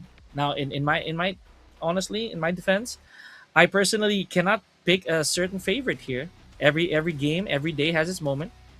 But I wanna just track back a little bit to how we were today, man. That game number 6 with the wild, I think that's the adjective I'm looking for, the wild comeback from Anna of VVV. It really just spelled the day for me. I think that's one solid moment that will go down in Community Gladiators history. I couldn't agree more. It's kind of like they're saying that I can have a great content on this one. I'm going to post it with, being proud and being loud that, hey, even if I'm getting some damages and I don't have much spaces to work on, I can still give you a great fight with, with the help of legendary Jack 12 from Anna. And true enough, just, a few more shots, Blockfire player got knocked down and, get the clutch at the very end. That's crazy insane from VVV Anna. That's one. Like I said, there's so many. Some of these matches they have the likes of top shots. Honestly, they also have, in my opinion, beautiful one taps, which I never got to see yesterday. Like I never really did get to see satisfactory single shots from any BY15s. The notable one from yesterday was the Echo. Right. There was one Echo frag yesterday that really got everybody off guard. Like that took me off my feet for a little bit because okay, that really did happen. For today, I some of the things that I also want to note would be the diversity of the weapons that I saw. I saw some HVKs, saw an Arctic 50 rather with the infrared, which I haven't seen in such a long time. Choppers, left and right. Yeah, KSP. I believe we saw a KSP 45. If I'm not wrong, and then obviously the usuals, right? We got the strikers, we got the echoes, we got the Jack 12s, we got the BYs. I can never ever turn my eye on the BY 15s. But again, that's just me. That is the nature of Community Gladiators, right? You get to note these moments for yourself. Right. And also while watching them, I'm learning on how to play. the weapons that they're using, I have on a DL Witty a perfect combination, AK-117. And if you're good with your movements, you can definitely add it with BY15. But if you're not, well, you can, somehow use the Jack 12 or Striker or Echo. But, the meta that we keep on seeing from this battle was AK-117 and Striker just for an easy kill and somehow a little bit of range, mid to long range gameplay with the use of AK-117, because a lot of players, once again, Pika, they got their own, given or free mythic lava remix AK-117 brought to you by Tito Kodem.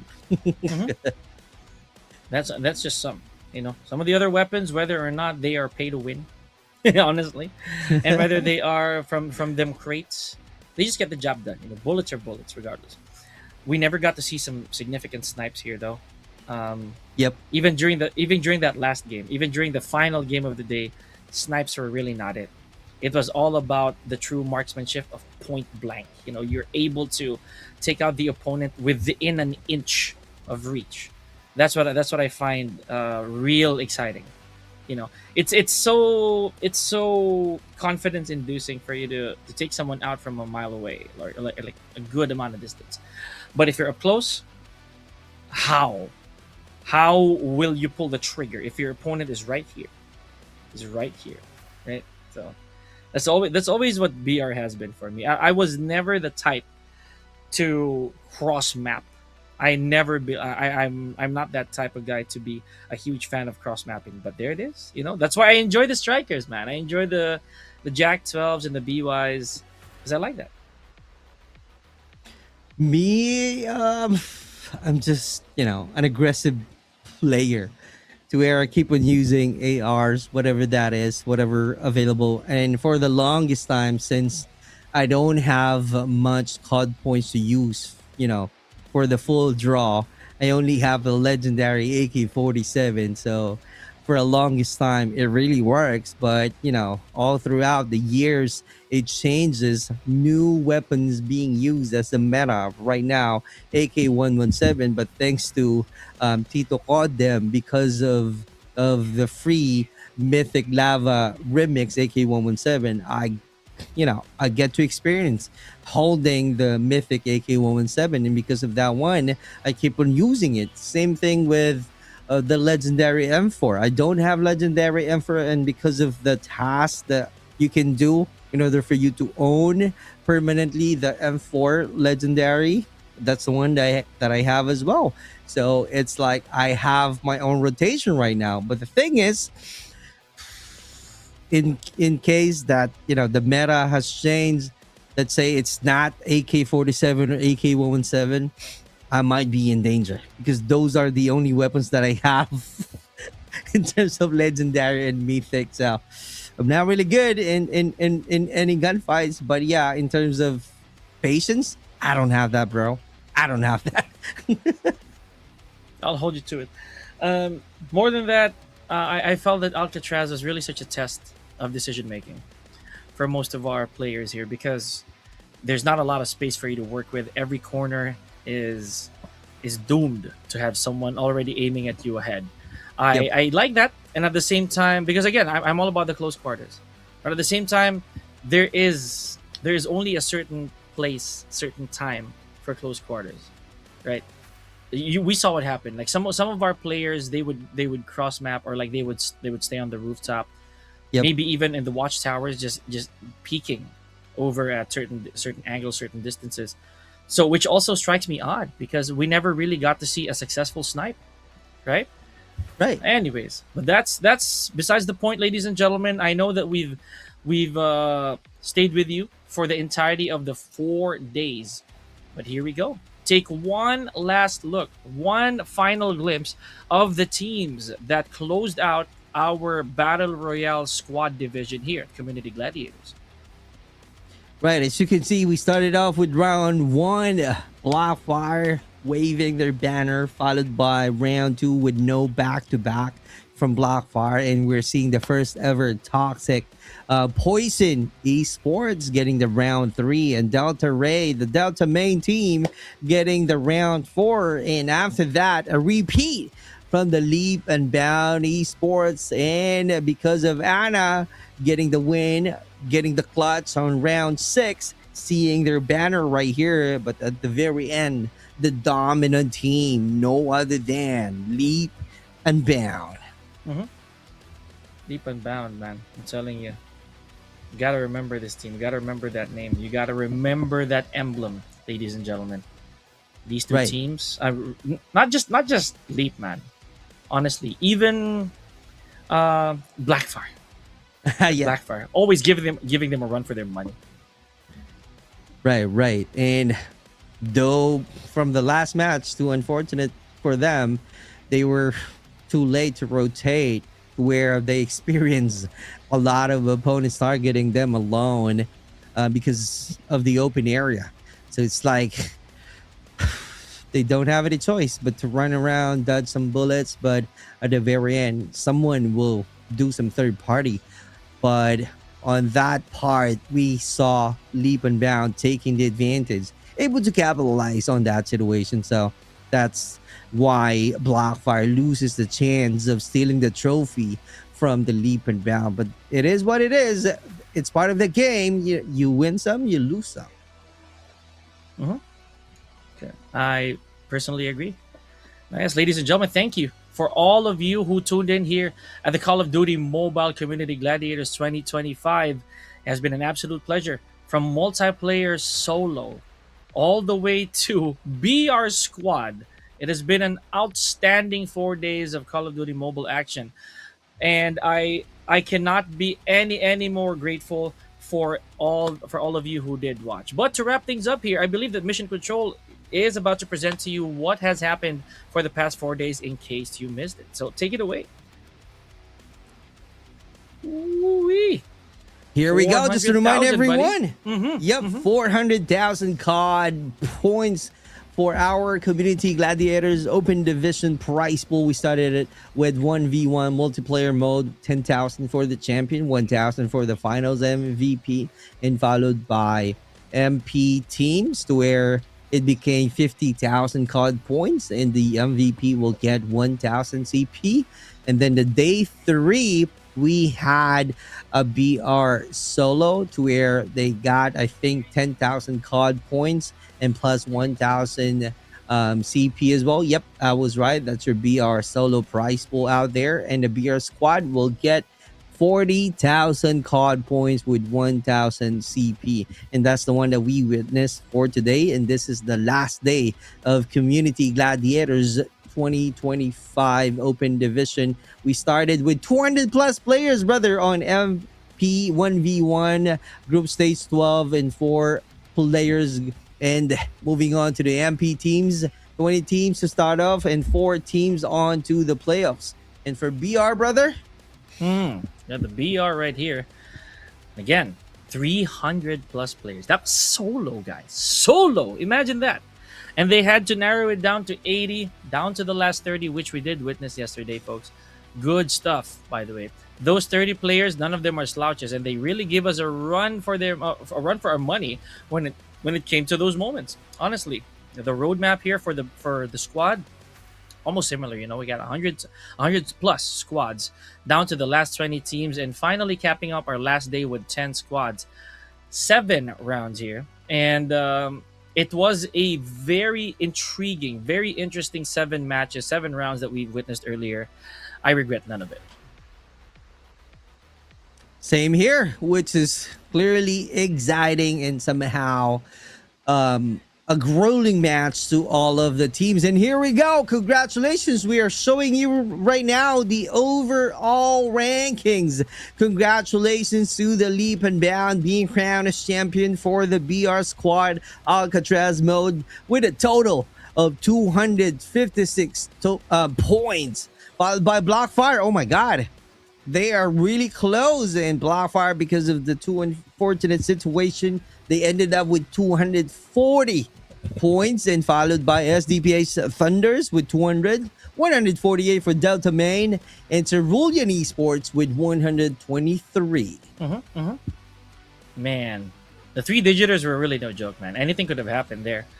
And again, props to to IE, to VVV, and Sin Reborn. I know they gave it their best. Still make it to the top 10, you know, still a very good amount of CPs to celebrate with, honestly. For the rest of the teams, GG's and well played. I really did enjoy watching everybody.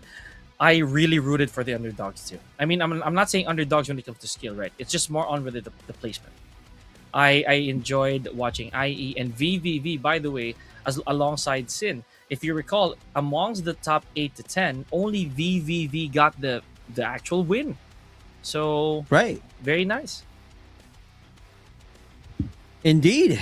Can you imagine if VVV managed to perform and rack up a lot of kills? They might have a chance of being on the top 5, right? Who knows? But at the very end, still, they got to win. They got a good performances. And right now, we're showing you the champion, the Leap and Bound, and Boo. Great job. Now, I'm so interested to see who will be the overall MVP. Remember, that's another solid 1K. So on top of what you're already winning, then that 1K is definitely gonna go straight to your draws, people. And you know, if there's anything that we know about Call of Duty mobile players, some of us are guilty. You know, then those draws are gonna be that's a dopamine hit right there. You know, that is. I know that is a dose of oxytocin, right? So. Oh, okay. Mission Control said that we're gonna proceed, but for whatever it's worth, ladies and gentlemen, thank you very much. Call of Duty Mobile, I am once again grateful being able to do Community Gladiators 2025. The open division is something else, ladies and gentlemen. Super Clark, any final words? Oh, thank you so much for your support. You guys are really amazing. Thank you so much for, supporting me with all of my social media platforms on the Blue app, in a Black app. Thank you so much. And for all of you guys who are watching on the Black app, you guys are really amazing tonight. Thank you so much. And with that, we're wrapping up Community Gladiators 2025 Open Division. It has been a pleasure. Peek on the mic with Super Clark. Thank you, and see you at work.